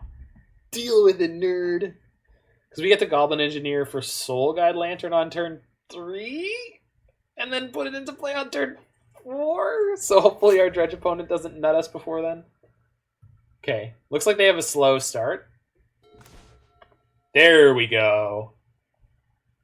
Okay. So Cornucopia. 0. Excuse me. Hello. Magic Online has done this to me multiple times today, where it's just been like, I'm just gonna take a little break, just a little nap. So we put that there. I think we play Engineer this turn. I would have cast Cornucopia, in cast Hand Disruption. Oh yeah, I guess so. Yeah, we're going Engineer for it's Soul Guide Lantern or Bridge. I think Soul Guide Lantern's fine here. But if they go off with a Cathartic Reunion on turn 2 though, we're in trouble. If we get Bridge, they don't usually have main deck removal for it. That means they have to kill me with a combination of Conflagrate and Creeping Chill, which is obviously possible. I'm just saying it's this is a tricky spot. Yeah, I like Bridge too. It feels like the safe choice. Which I don't know if it's right or wrong, but I done did it.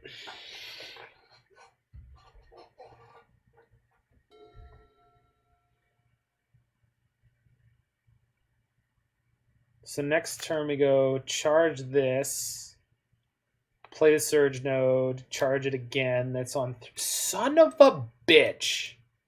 That's not Dredge. That's actually okay, though. Because Bone Crusher's not... That does not mean they're playing a deck that's going to be, like, devastating to us. So...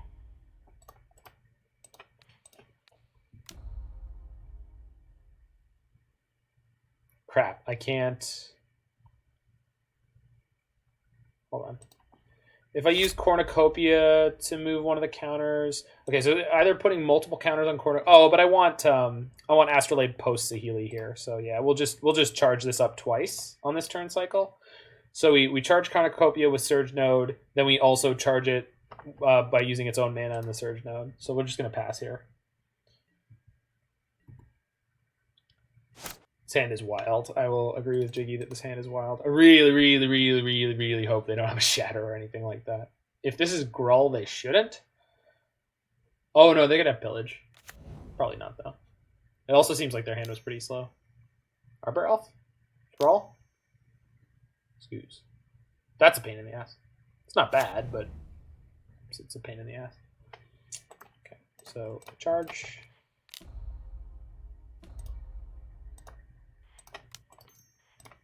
Charge.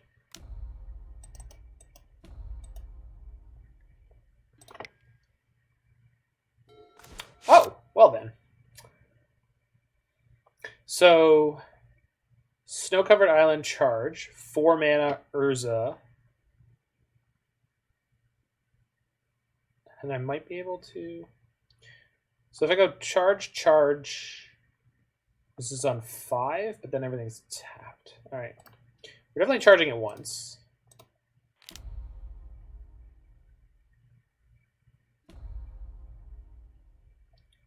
Play Urza.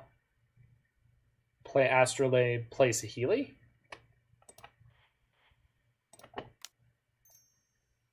Urza into Saheeli, yeah. Save the Labe? Yeah, I guess that makes sense. Boosh.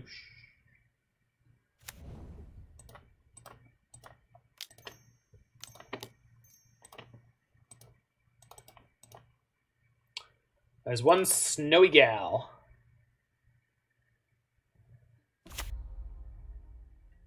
So, worst case scenario, they have Chandra, I think. Or Bloodbraid into something devastating.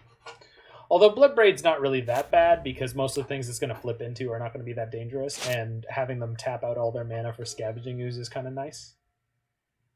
Can Construct Rush next turn? Well, we could definitely Yorion and double up. Sorry, double up, Something Playboys because silicon parts are made for toys. Silicone? I don't know. So this is probably Skoo's attack plus Lightning Bolt backup. I'm going to let it connect. I don't think I can lose Urza here. Saheeli turn Node into Construct. Yeah, we could do that too.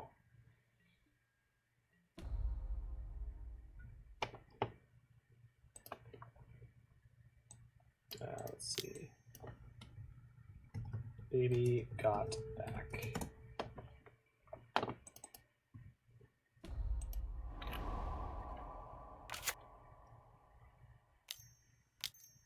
Yeah, there it is. I want to get you home and double up. I ain't talking about Playboy because silicon parts made for toys. What a song.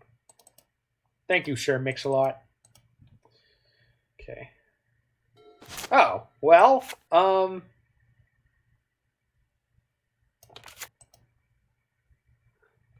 so charge this. 5. Play Saheeli. Surge Node becomes Cornucopia. 2 left there. Okay.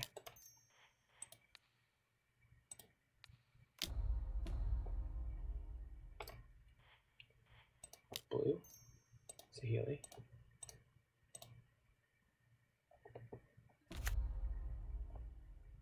She turns Surge Node into Cornucopia. 5, 6, 7. Okay. 8. Good. Trigger. Draw. Huh. Crazy. That's not getting any bigger. 7, 8. Yorion.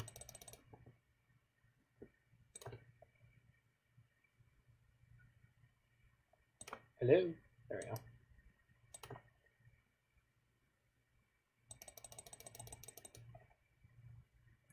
Oh, I should have attacked with the 6/6. It's probably okay. So we'll slide Surge Node. This is actually a Surge Node. Although I don't need to slide it, and I don't... I might as well slide it, right? Doesn't really hurt. Slide the Saheeli, slide the Urza. Okay. Cool. Okay, and then next turn we have many constructs. And they're very large.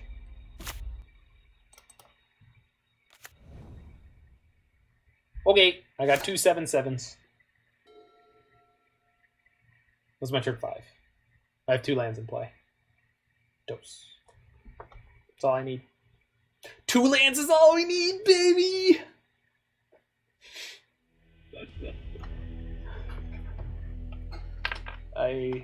Sorry, I gotta go check on my laundry.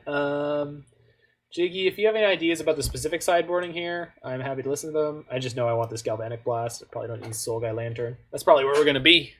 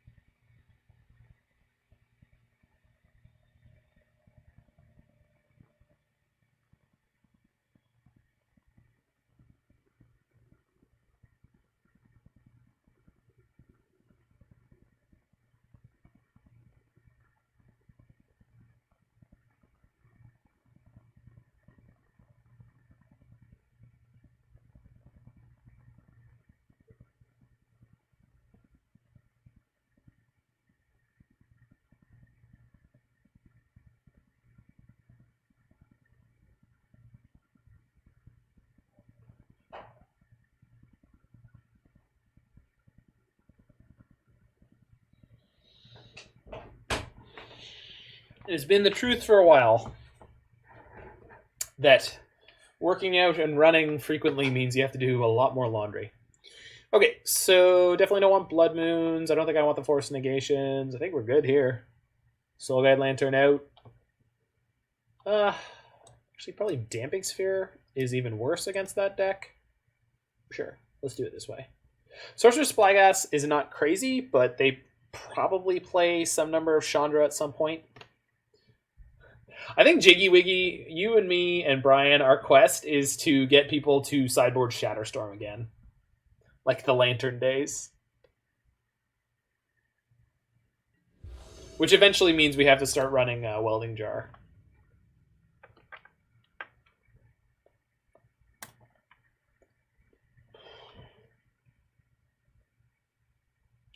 So they're going to mull the 6.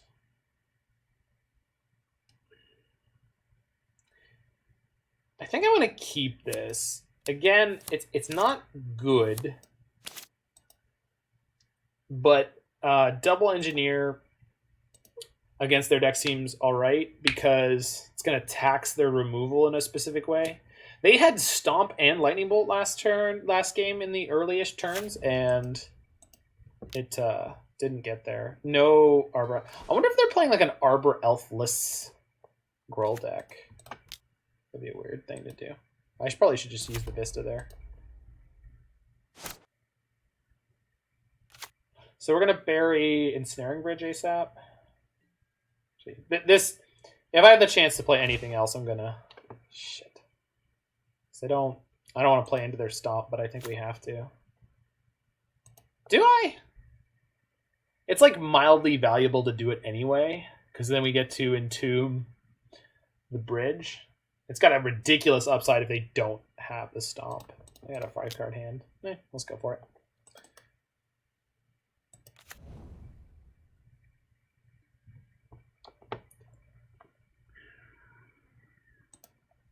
They're definitely gonna have a way through Bridge, but making them use it eventually is gonna be important.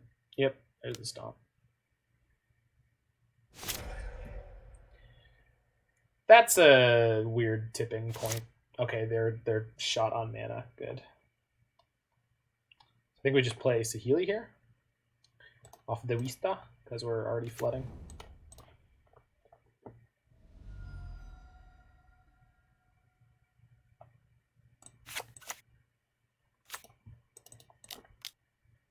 The next turn I can play Engineer and Emry. Damn it. Something's got to get through, right? It's a shame because Saheeli triggers off non-creatures and all I have is creatures.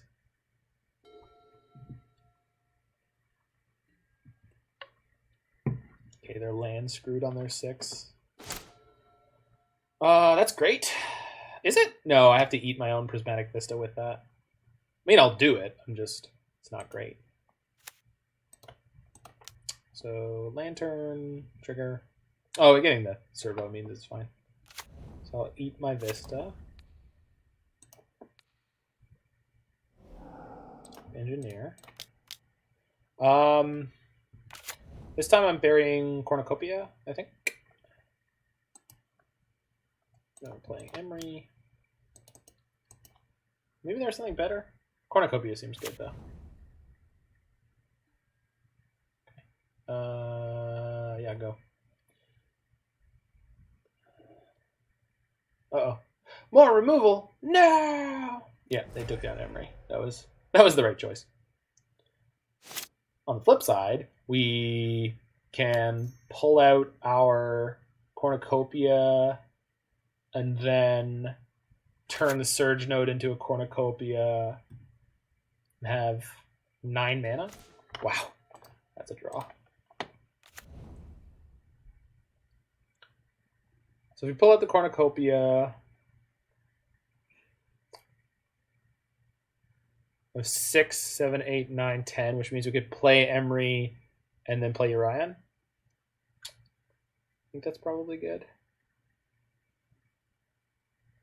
Sure. Oh, both my bridges are in there now, so I think we're sacking the servo here.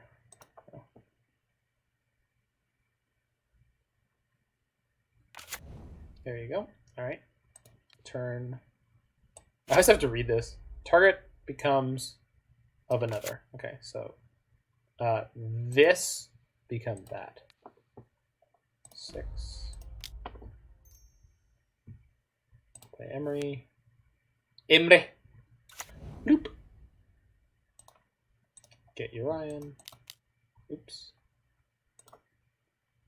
There we go. And play Yorion. Just flicker my whole board, pretty much. I don't need to flicker this Cornucopia because it's coming back as a Surge node, but there's no reason not to do it. And we'll flicker the Soul Guide Lantern to grab their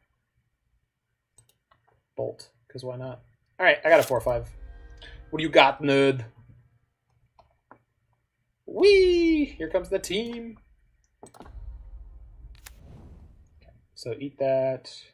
Engineer trigger. Oh, oops. All right.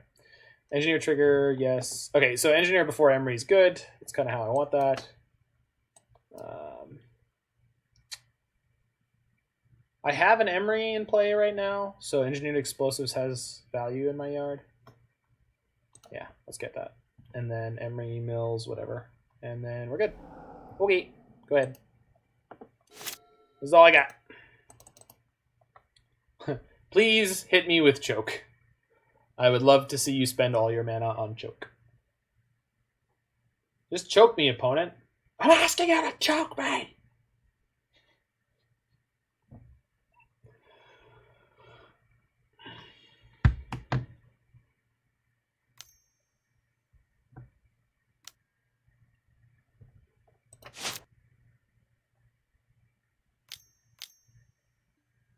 Oh, yeah. Hilarious. All yours, friend. Enjoy potentially drawing a single land. And possibly a lightning bolt. Ditches pillage. Whew. Shock? Okay, so they got a bolt. Gonna bolt my Emry? That would be upsetting. Alright.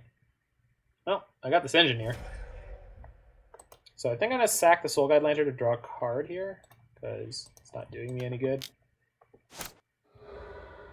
Surge Node's fine, because Surge Node gets sacked to Engineer.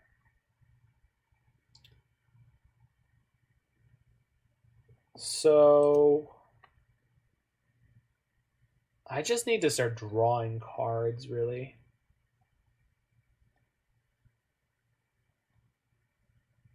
I guess what I should do is just get one of these bridges out.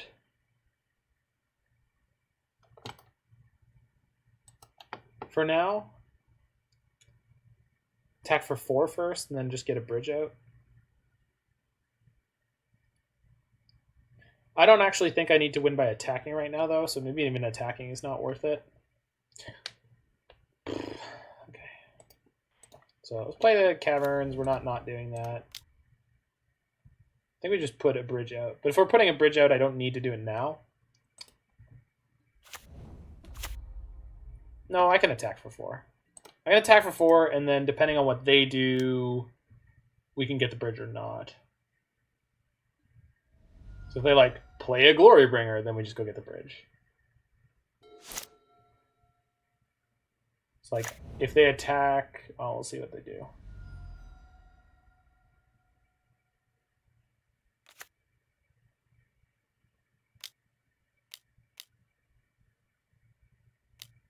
Okay. Clothis. Okay. Clothis is annoying because it's going to force me to engineer during their main phase most of the time.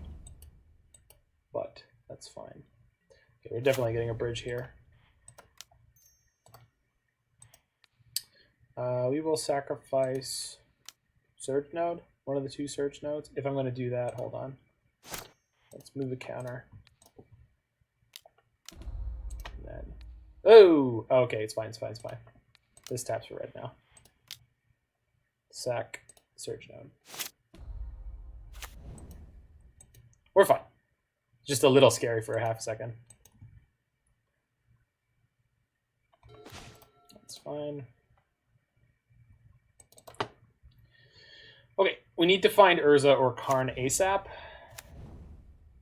When we do, things get a lot better for us. Until then, it's not great. I could use Saheeli to copy Mishra's Bauble to draw an extra card. But I don't really want to put her down to 3 loyalty. So I think we're just passing here. And then hopefully they use their Clothis to go after an artifact and we just swap it out with Engineer. They did? Perfect. Nobody expects you to swap stuff out of your graveyard at instant speed. We'll sack, I don't know. Yeah, Servo? Yeah, sack a Servo. Get a second bridge. They're unlikely to be able to beat 2 bridges in one go. I do have to be careful with my clock from here on out, but I think we have a clearer idea of where this game is going to be going, so we'll see. Pillage? Pillage a bridge? Oh, Bone Crusher Giant. Sure.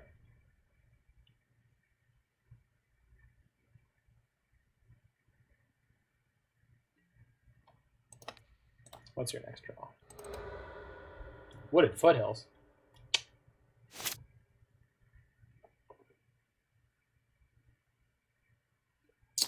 Well, that's something.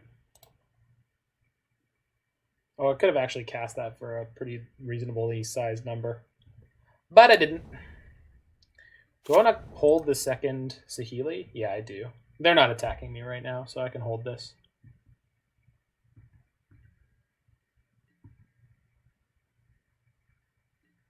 In case my primary Saheeli goes down. Okay, they are going to shuffle. That's fine. This time, in theory, they'll do something like eat my Emry, one of my Emrys, maybe a Goblin Engineer or Ghirapur Aether Grid. They probably won't make the mistake of going after an artifact again, I would assume. But then again, you never know how bad your opponents are going to be. Yep, Aether Grid. Good choice. So I'll take 2. But this means my Goblin Engineer is now free to get whatever I want, which will probably be Arcum's Astrolabe. We'll just swap a Servo into an Astrolabe.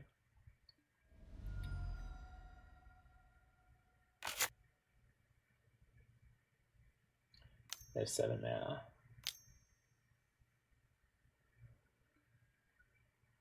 Son of a bitch. Okay.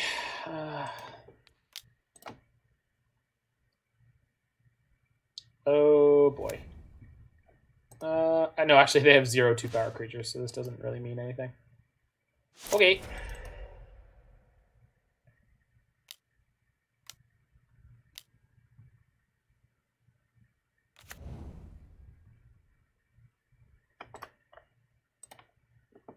So, gotta find an Urza or Karn still.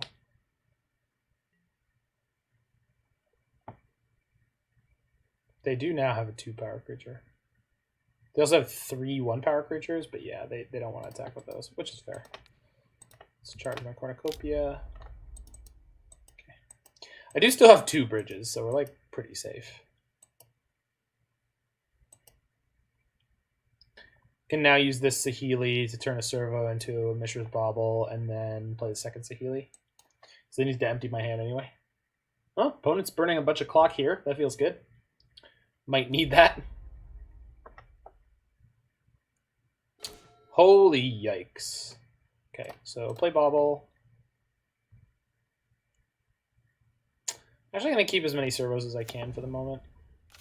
So we'll use Saheeli to turn this Chalice into a Bauble. Leave no fetch lands, so we'll Bauble them. Okay, now play this Saheeli. Get Servo.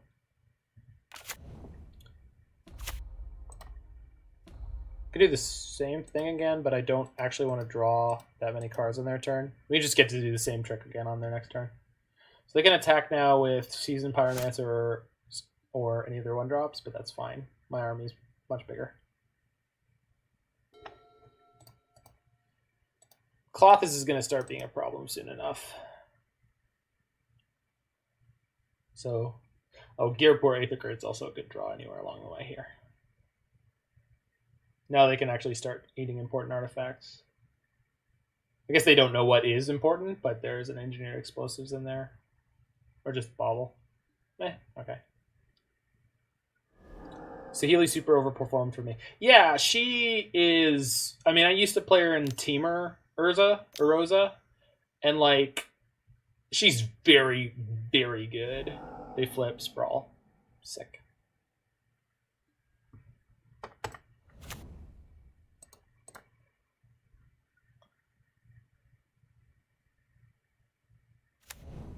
She's very, very, very good, and she's sick in Urza decks. Like, disgustingly so. Uh-oh. Chandra? No. Stop it. More Bloodbraid? Pillage. Yikes. Well, we're down a bridge. We're down a bridge. Do I need to do anything on step? No. I could have charged the... It's fine. Okay, that's definitely not the best. Okay, Saheeli turns Servo into Bauble. Bauble them. Play Saheeli. Trigger.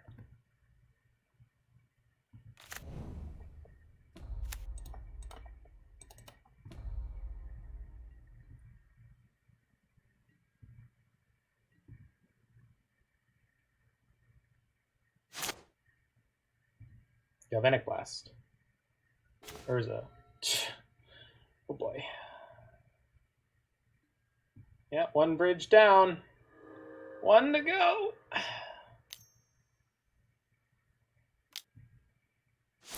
Oh, this is scurry. Chandra? Glorybanger. Sure. It's a big boy. Bone Crusher? Yep. Alright. Looks like they're out of additional resources. Okay. Hit him with field. Just to thin my deck just ever so slightly, which could end up mattering. Okay. Last one, so made it count. Charge Cornucopia. Alright. Let's go. Let's go. I mean, it's better than another land.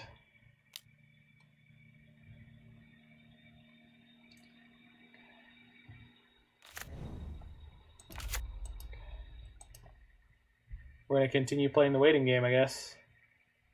We'll see which one of us rusts first. I'm down to 11 thanks to this Clothis. It's giving them quite the level of inevitability.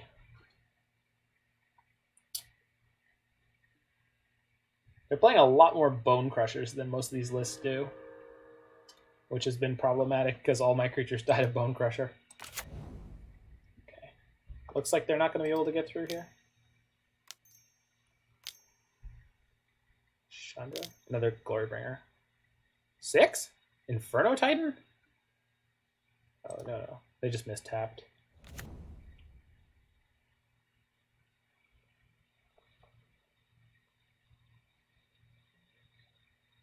Oof.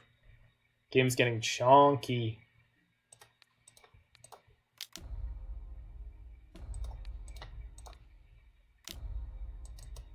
Okay. That's a good one. Okay, we have to bury something that's not important right now. That's easy.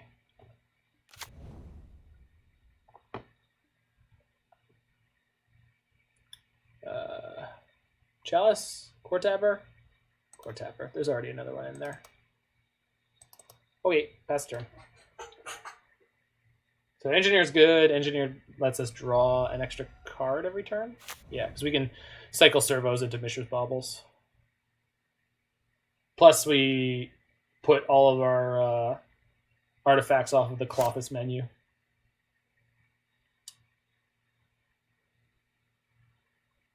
Is this Soul Guide Lantern in here still? Because then we could get super tricky. No, they ate it, right? Yeah, they did. Because we could get super tricky where we could cycle in the Soul Guide Lantern And when we do that, use it to exile the non-artifact card that they target. And then if they target an artifact, we just cycle that one in. Okay, there's just literally no lands in my deck. Okay, so I just donked myself for one for no reason. Yeah, that's a yikes from me, dog. All right, Saheeli, make, servo, bauble. Why am I doing that? No good reason. Got it. We'll bauble them anyway. Since I made that choice, I forgot that the engineer is how we're gonna get extra baubles, but it's fine. Should be fine. I mean, we'll see. Could be disastrous, but probably fine. We have 37 cards remaining in our deck. We've hit 0 Urzas, and I think we milled 1 Karn. You love this deck? Yeah, we've milled 1 Karn. Eating a Saheeli, that's fine. 1 to 6, less fine. Foothills is fine. No attacks, good.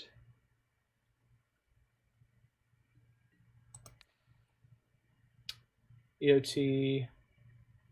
Shit. EOT, bauble them. Scavenging ooze on top. Oh my god. Okay, so we really need to... Okay, we need to hit something now. I might bauble as many times as I can right here just to try to hit something, because Scavenging Ooze is going to be a problem. Like, not really, but let's just see if I can get any more unlucky. I could have bauble tricked myself. We'll see. So we're drawing what? 3? 2. Oh, and then 1 for turn. Yikes! Okay, well, I think we should be able to get there with this.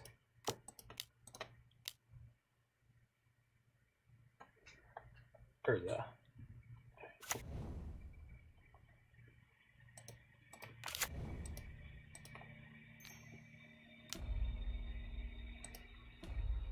So 10 mana.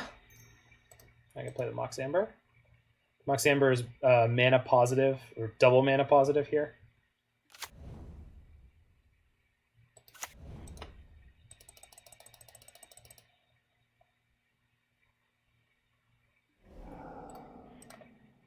Arcum's Astrolabe.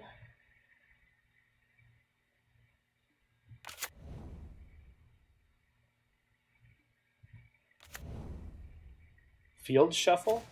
Yeah, I guess if we need to.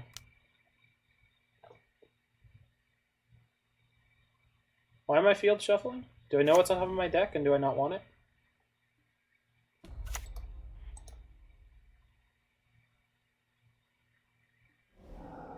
Yeah, sure.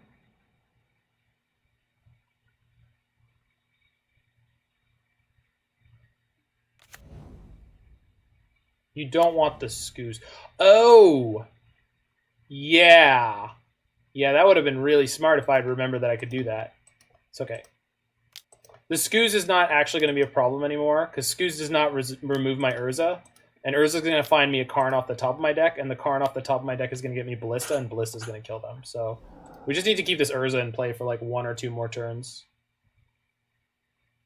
The real problem I'm going to have here is Clock, because I can play so many cards per turn right now that I'm actually not worried about losing, and the Scoos is not going to get them there.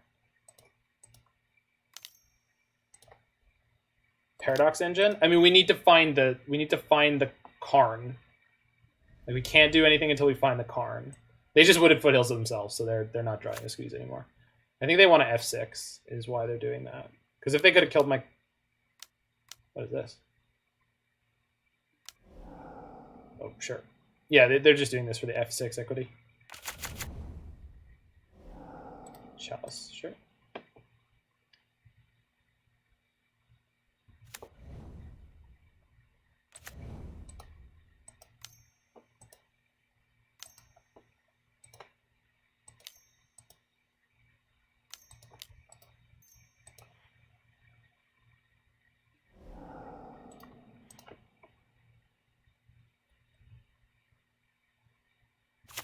So I can still Saheeli this Surge Node into Cornucopia. Tap for 6. Spin.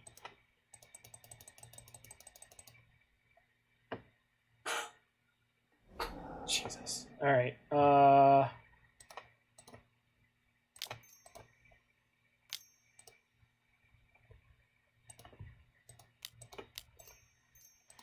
Yeah. Well, if we're not winning this game, we're not winning. So, all right. Go next turn. I also think I tapped all my red there, so that could be problematic. We'll see. Also they have 1, 2, 3, 4, 5 1/1s. But I'm not drawing any extra cards in their turns, so we'll see if it matters. So I'm going to 4 here. They probably have Lightning Bolts still in their deck. If they hit a Pillage, they get to attack with infinite creatures. What else? Sure. Okay, they didn't get it. So now we get another turn with this monstrosity.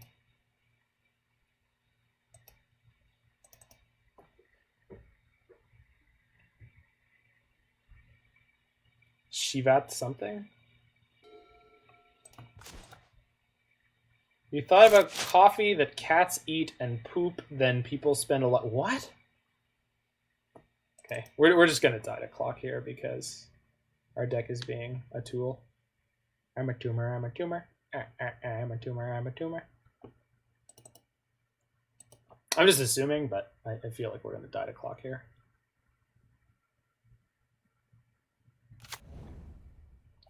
I'm going to try to yield to some triggers here if they'll let me. Yeah.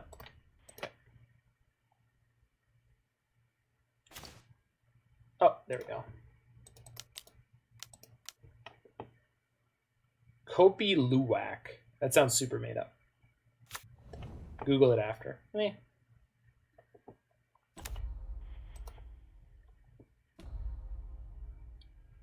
Question is, can I just kill them with Ballista with all the mana that I have now? I don't think so. I think I need the engine, which is super unfortunate because...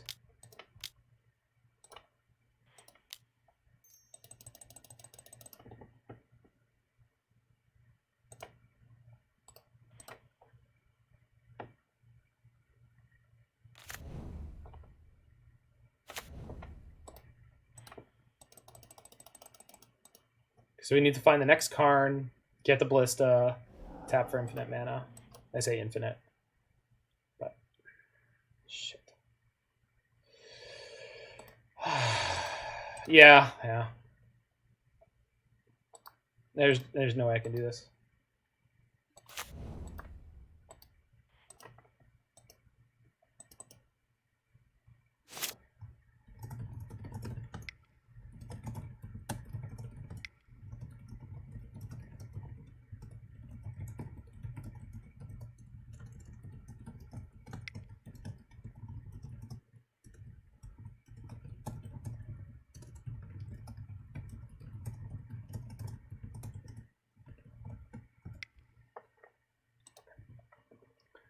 Just wanted to let my opponent know they were going to shatter dreams by...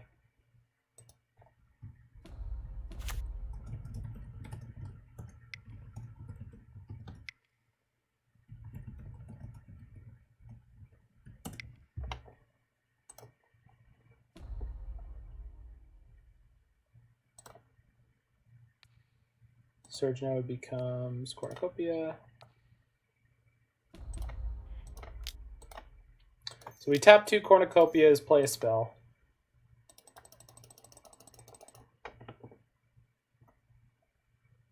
We'll see if we can... Oh, okay. That'll do. Okay, so play Karn.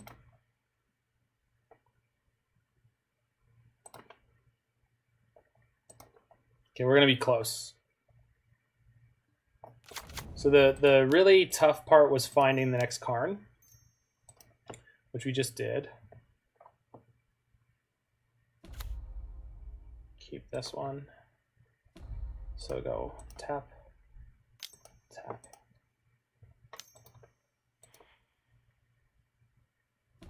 Yes. Get Ballista. 33 mana, and I need 46. Fuck.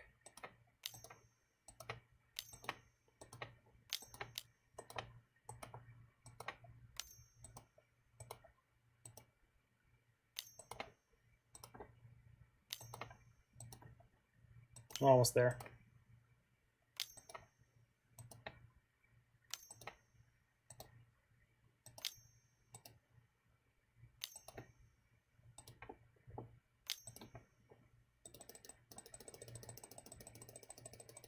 Yeah, there's no way I can do it. Oh, sorry, Jiggy. If I played quicker through the previous ones, it would have been fine. But it's just my client's choking too hard here. Yeah. All right. I'm not mad.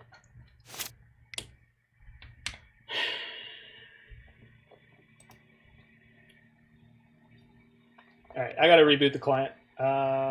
So we'll be back in 2 seconds. But that said, yeah, I mean, exactly. We take moral victories here. I'm really annoyed they didn't scoop a little bit, but it's you know, it's 100% within the right. I'm just annoyed in the vacuum of the moment because we could have been 4-0 just there. And obviously we've had some really good turns of luck, but it's just frustrating.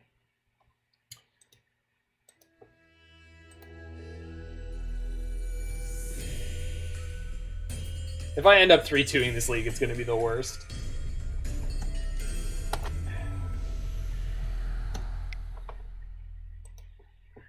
Google it. I don't want to Google your crazy cat poop coffee thing. That sounds really not anything I want to know anything more about.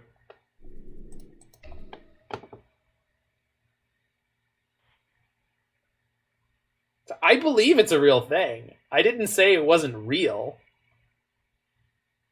Is this a thing where something eats the coffee beans, like in the coffee, like cherry, and then digests it and poops out the bean, and then they use the bean? Is that what you're talking about? Okay. Yeah, I already knew about that. Yeah. I thought this was something different. I thought this was like a thing that you're supposed to feed to your cat.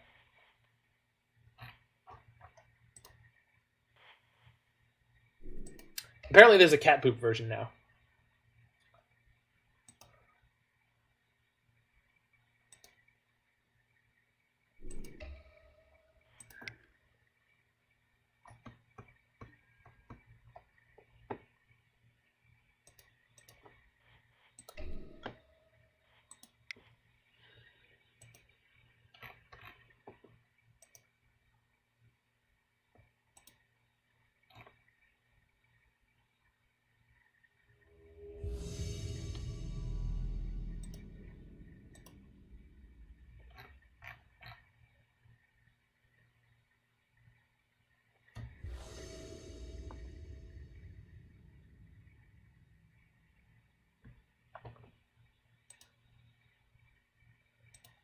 Oh, we're on the play. Oh, QB turtles.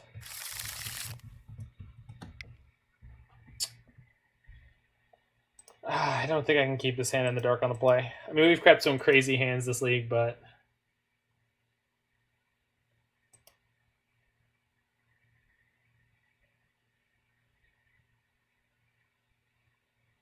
Oh, sorry. I got it. Yeah, I gotta ship this. Huh. Wow, that's a brutally bad hand. But it's better in the dark.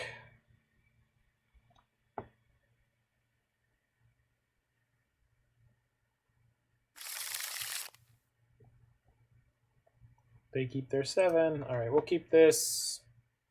Ship the Vista. Turn 1 Surge Node, turn 2 Scalding Tarn for Steam Vents and see where we go.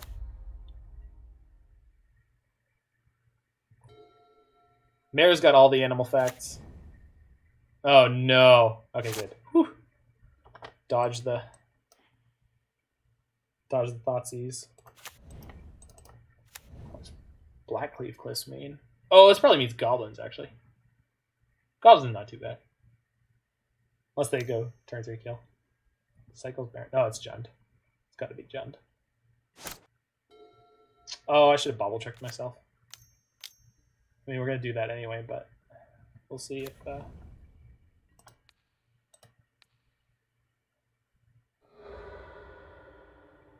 Do I want an Urza?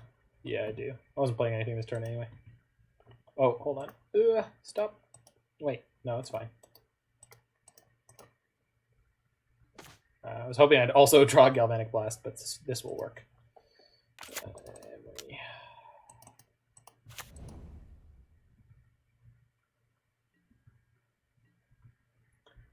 No problem. Except for the big dogs with the big snoot.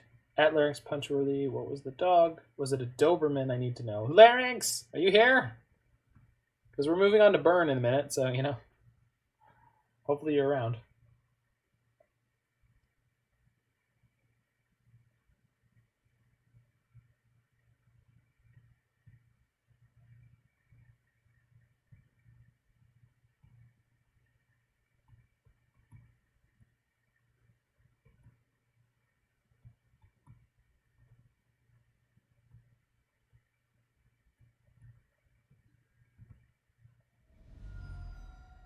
Holy crap. Kolaghan's command gets revealed. Oh, well, that's good. Maybe they don't have a land? It's possible. No, of course they have a land. And a lightning bolt.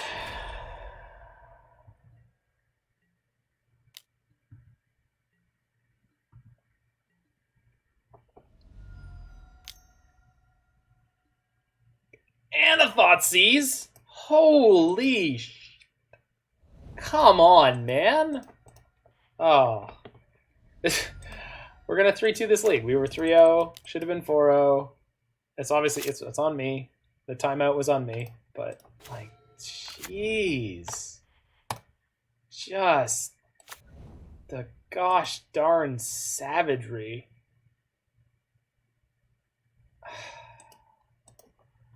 It's like, I know they have Kolaghan's command in their hand already. I guess I could get Tormod's Crypt here in case they're like a Skelemental deck.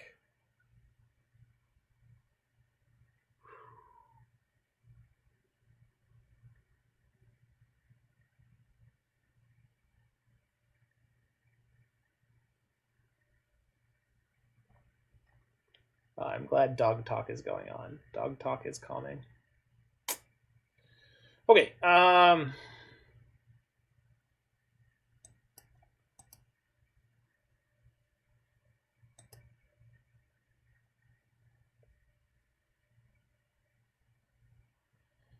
if I make Surge Node a blocker for Karn, they can go Kolaghan's Command, Shatter Shock, and then attack Karn for 2. So he won't be dead yet.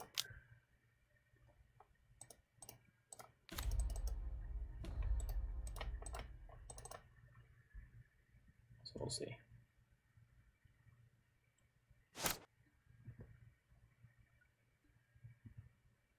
Oh, they're on like Luris. Maybe Luris Black-Red? Heh, that's funny. No, it's Jund. Luris Jund. Jund with main deck Lurises. I don't know what you want to call it. It's Bloodbraid? Please? No, it's going to be Liliana. No, Kolaghan's Command. Okay. That was exactly the play we expected. Son of a...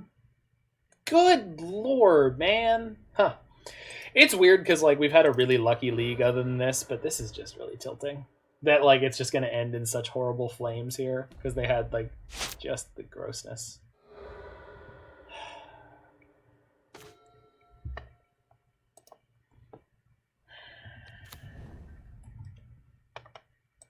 The point is Snoot. That's what we all got to remember. The point is Snoot. So they already had one Kolaghan's Command, so can I wish for, and they also had bolts, 2 bolts already, so can I wish for Bridge or Ballista? I guess I'll just wish for Ballista and pray. Let's wish for Ballista and pray. We are praying that my opponent has no way to deal with the 1 card in my hand, which they could use with Kolaghan's Command or Thoughtseize. We also need them not to have a Bloodbraid Elf. We also need them not to have another Lightning Bolt or Kolaghan's Command, so all these things are awful, but it's possible. We just gotta say nah. Nah, dude. You ain't got shit. Luris. Second Luris. That's good for us. They've drawn multiple Luri. No. God! Nope. Nope. Nope. Nope. Nope. Nope. No. No luck here. Just the absolute worst. We're playing Galvanic Blast in our deck. We could have had a Galvanic Blast in our opener. We just didn't. We're not quite dead here, but I'm just scooping it up. I'm done with that game.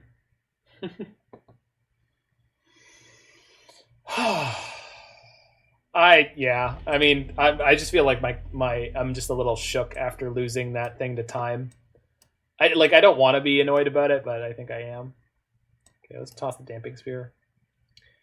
And we should definitely Blood Moon here instead of Karn, I think.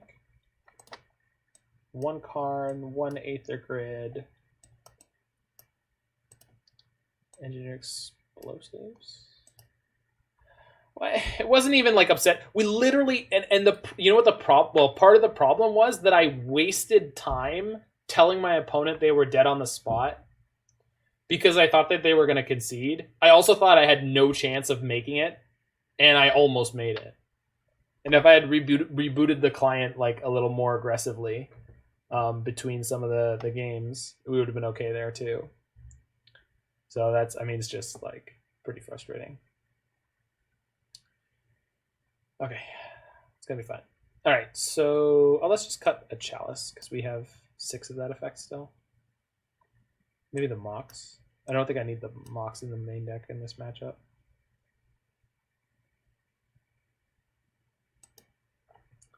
I will say one of the problems that we saw against the Gruul deck, not that it was a problem overall, but one of the problems that we saw against the Gruul deck is that there's only 8 like removal easy creatures in this deck, which is not a high enough density.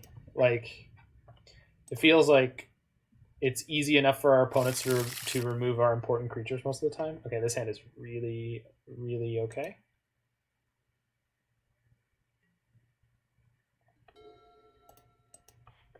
I just wish we could get like more high threat creatures into the deck, but I don't know what we can play.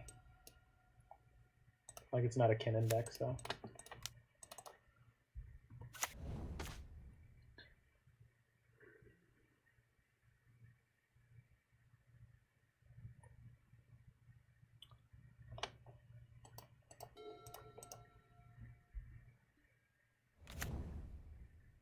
Glass Spinner? Kira? The Great Glass Spinner?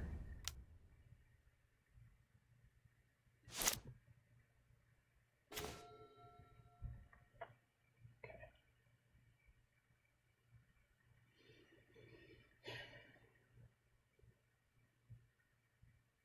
So I can play Cavern on Artificer, play Coretapper, play Everflowing Chalice, sack the Coretapper, put 2 counters on the Chalice.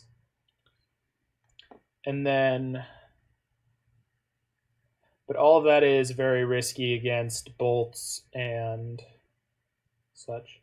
I think what we're going to do, so we'll play Cavern and call Artificer, because we've got more of those than anything else. I think we're going to play Coretapper and Chalice. And this way, if they have a removal spell, we just sack the Coretapper to the Chalice. Like, if they play like a Wrenn and 6 and they want to ping my Coretapper, we just put the counters on our Chalice. Chalice first. It doesn't matter, they're tapped down. I mean, that is a good point, and thank you for bringing it up, but... Wrenn and 6? Yeah. You gonna ping, or are you gonna pick up a land? They're gonna ping, I think. Yeah, good for them. Okay, so we get to play Urza and Emry this turn. And Sorcerous Spyglass, I think. Seems good.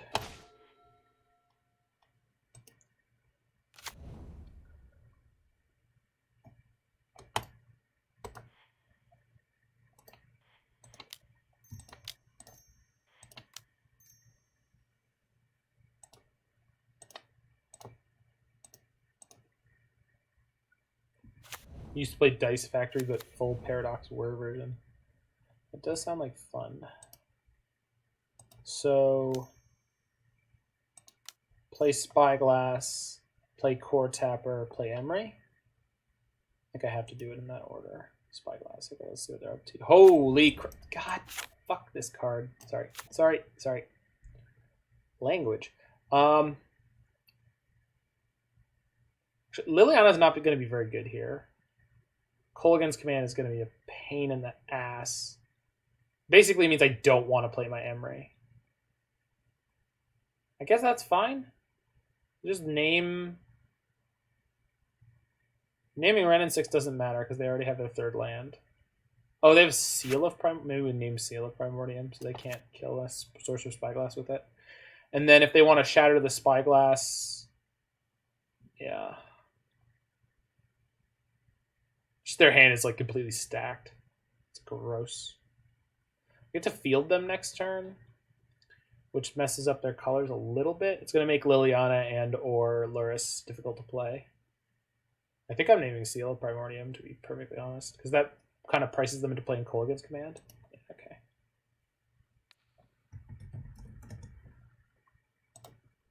Weird. First time I've done that in a while. I guess I play Coretapper and play Emry because then they go Shatter, Shock the Emry, and then I have a lot of stuff left in play. I don't know. Might as well play her. Having one card in hand is bad too, because then they get to Kolaghan's Command and knock out my hand. Oh, we still have Yorion in this deck, huh? Alright. It's better than I thought.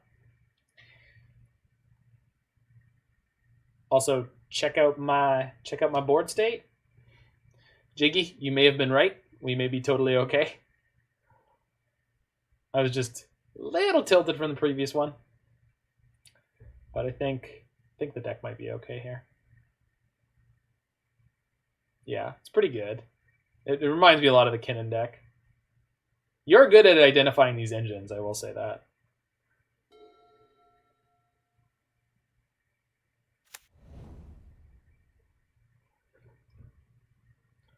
Okay, so they can play Kolaghan's Command, Liliana the Veil, or Lurrus. Oh, they're pinging my Coretapper. Which probably means they're going to Liliana. So, okay, we'll put the Chalice up to 4.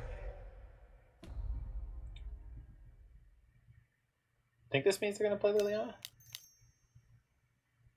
No, it's got to be Kolaghan's Command. Shock the Emry, Shatter the Chalice? Alright, I guess. Right, because they know I'm a Yorion deck. God bless it. So they just don't even care about the Seal of Primordium having no text. Okay. This one was all Brian M. That's fair. So I think we'll just name Artificer again.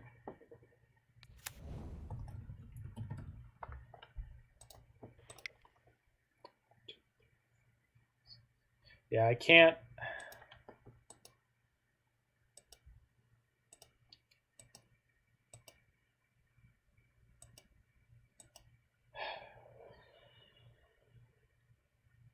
Okay, I know what I'm doing. Okay.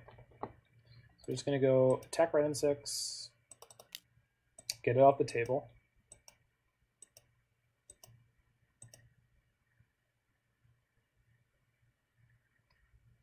Crap, I played a land already this turn. Shouldn't have done that. Well, we'll see. Hopefully we get lucky this time.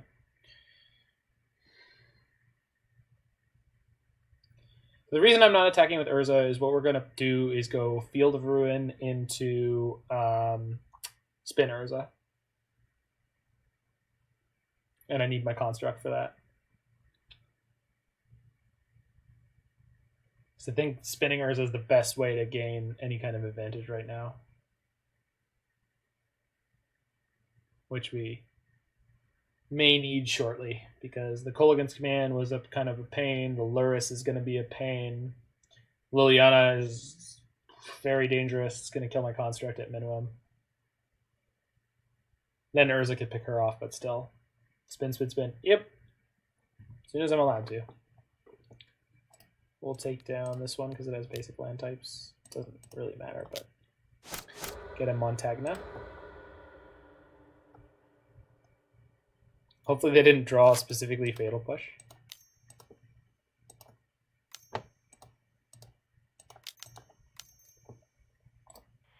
Whee! Not a land. Yeah, I'll take it.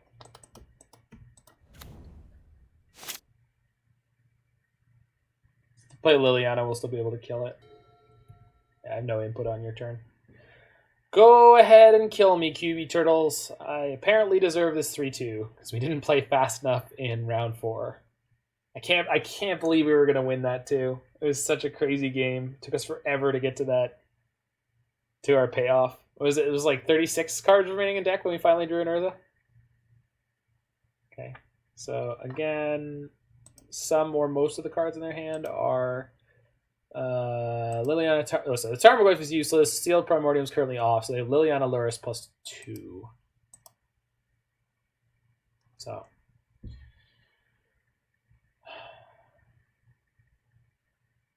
Oh yeah, X-Whale is very, very good. It's okay. I punt all the time, Pensor. You lower the percentage of punts as you go along the way, and then sometimes you don't.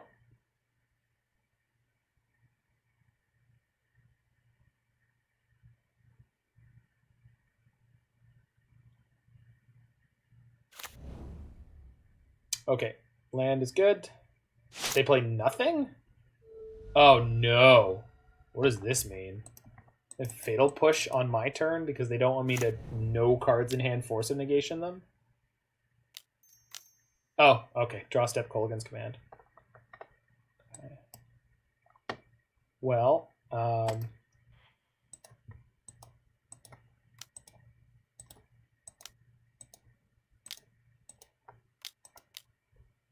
spin my Urza during my draw step. Okay.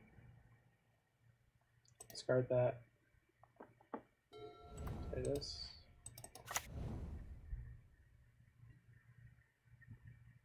Shit! Now they have the Liliana. God! Frickin'. They top decked a Kolaghan's Command in like the 2 cards. That is so frustrating. Holy shit. So now this Urza that I got out is also gonna die. So just Jund. Just Junding you out. Infinitely. Rough. A little bit rough.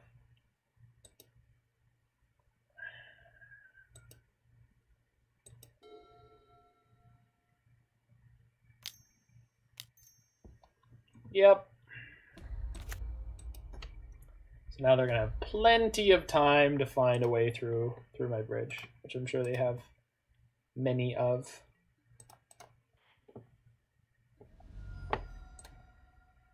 Okay.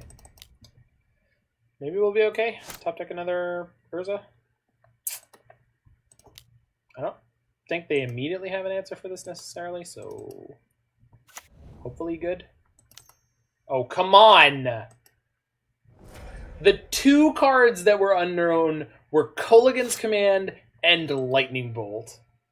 Holy crap. I guess we should all be playing Jund and just draw like this. Sorry, I'm just being really, really salty here. This has been a frustrating one. Frustrating league. We had such a sick start and then just all of this.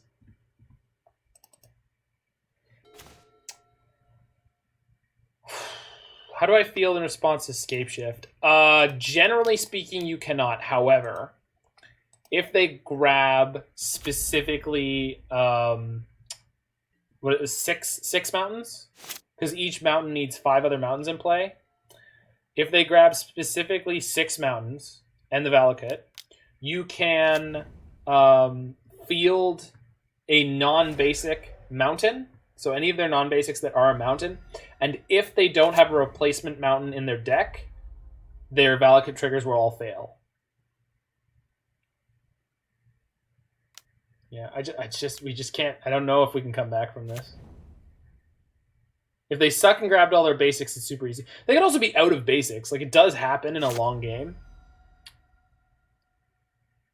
Some of the newer versions really don't play all that many basics, too. We need to draw an Urza, basically. Okay. Out of those 2 things, I think I'd rather kill Luris.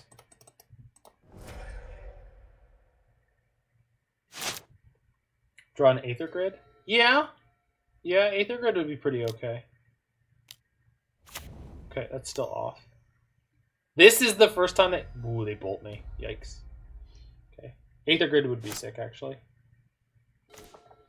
Saheeli doesn't do anything, but she's not awful. I am close to being able to cast Yorion, although it doesn't really matter because we have a bridge.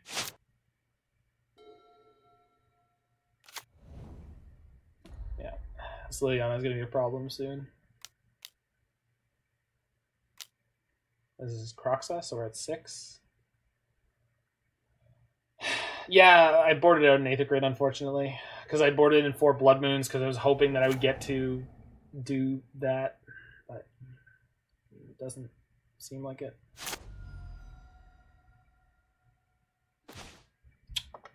Okay.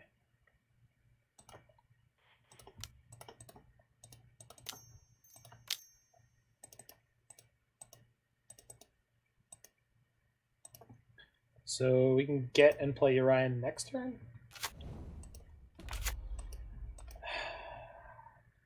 Or Aether Grid is still good to go. Aether Grid still keeps us in the game. Because they're not drawing multiple cards, so now they are drawing multiple cards. But they weren't able to burn us out the previous turn.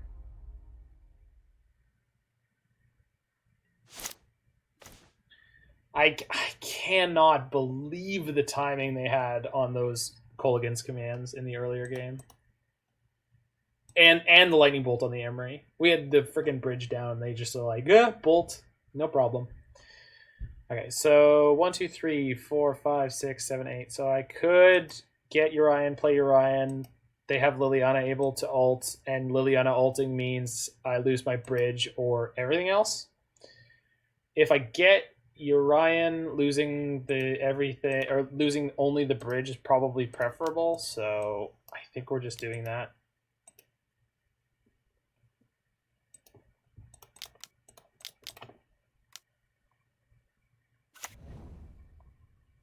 I can switch Spyglass to Liliana, but if I do that, then they Seal of Primordium it. But that means no, we can't slide that, and I don't want to slide those. So really, all I get to slide is my Astrolabe. Okay.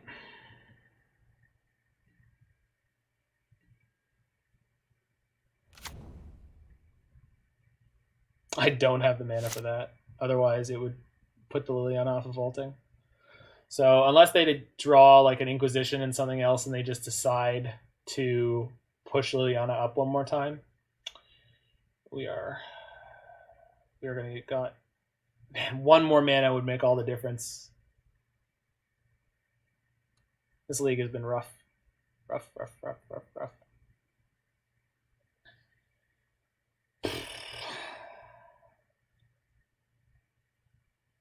Oh yeah, so Pensur, to circle around back to your question about Valakut. So Valakut is what is known has what is known as an intervening if trigger, which means the trigger checks both when it's going to be placed on the stack, but also when it resolves.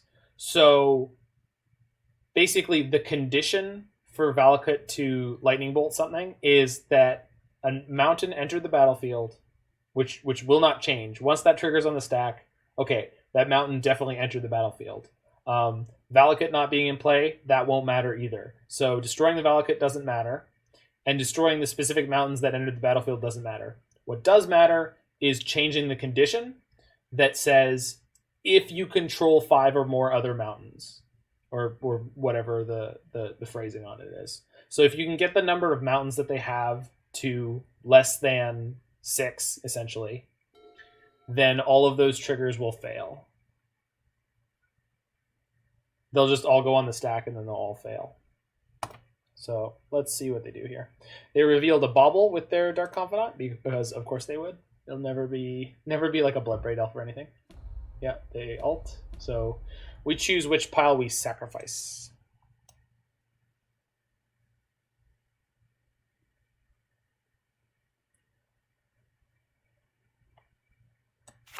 Separate all permanents target player controls into 2 piles. That player second. God bless. Look at this frickin' perfection that they. Yeah. It's not even that hard to figure out, but Jesus.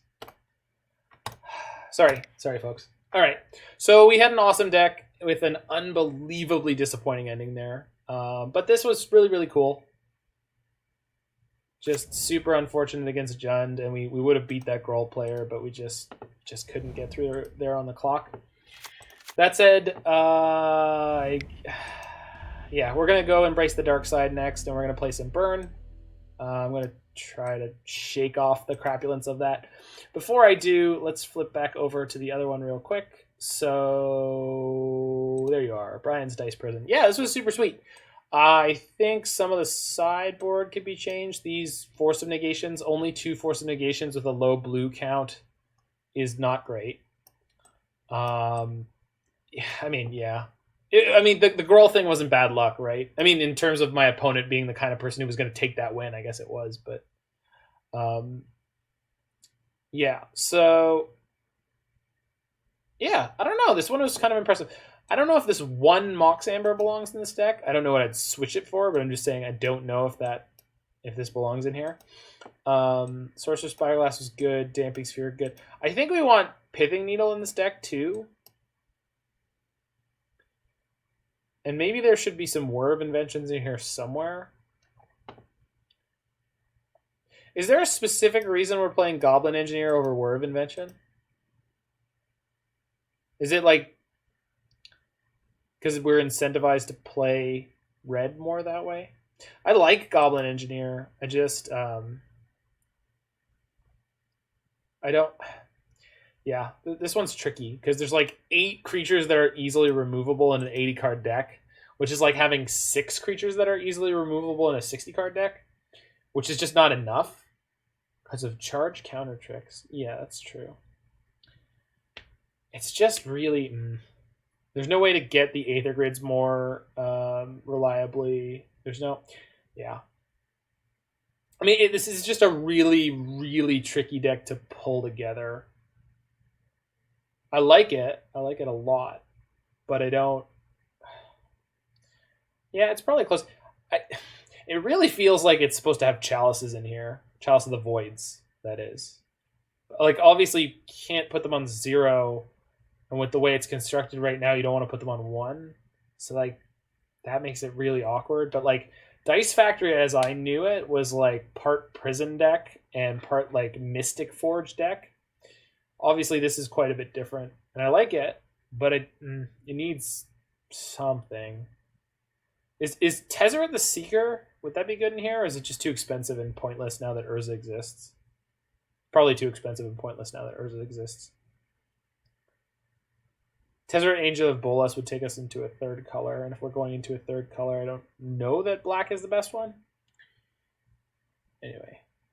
Alright. Well, I am going to grab a drink while we switch our cards over, and we are going to try playing some Boros Burn, baby. So stick around if you want to see us just set some people on fire and hopefully have a good time doing things that way.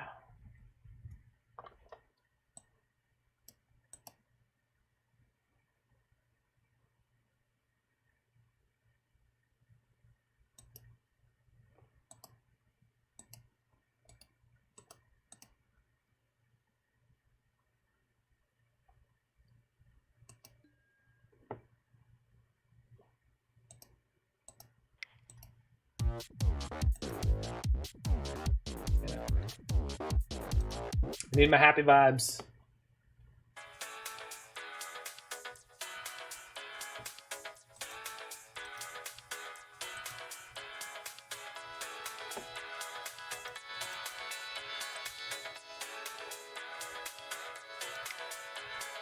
Take her for a test ride.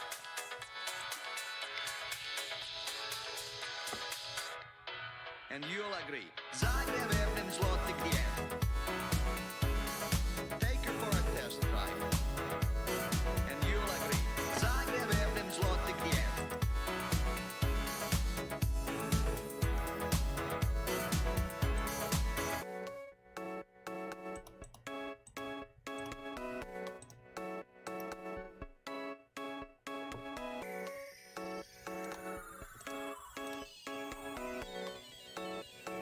Single tank of kerosene.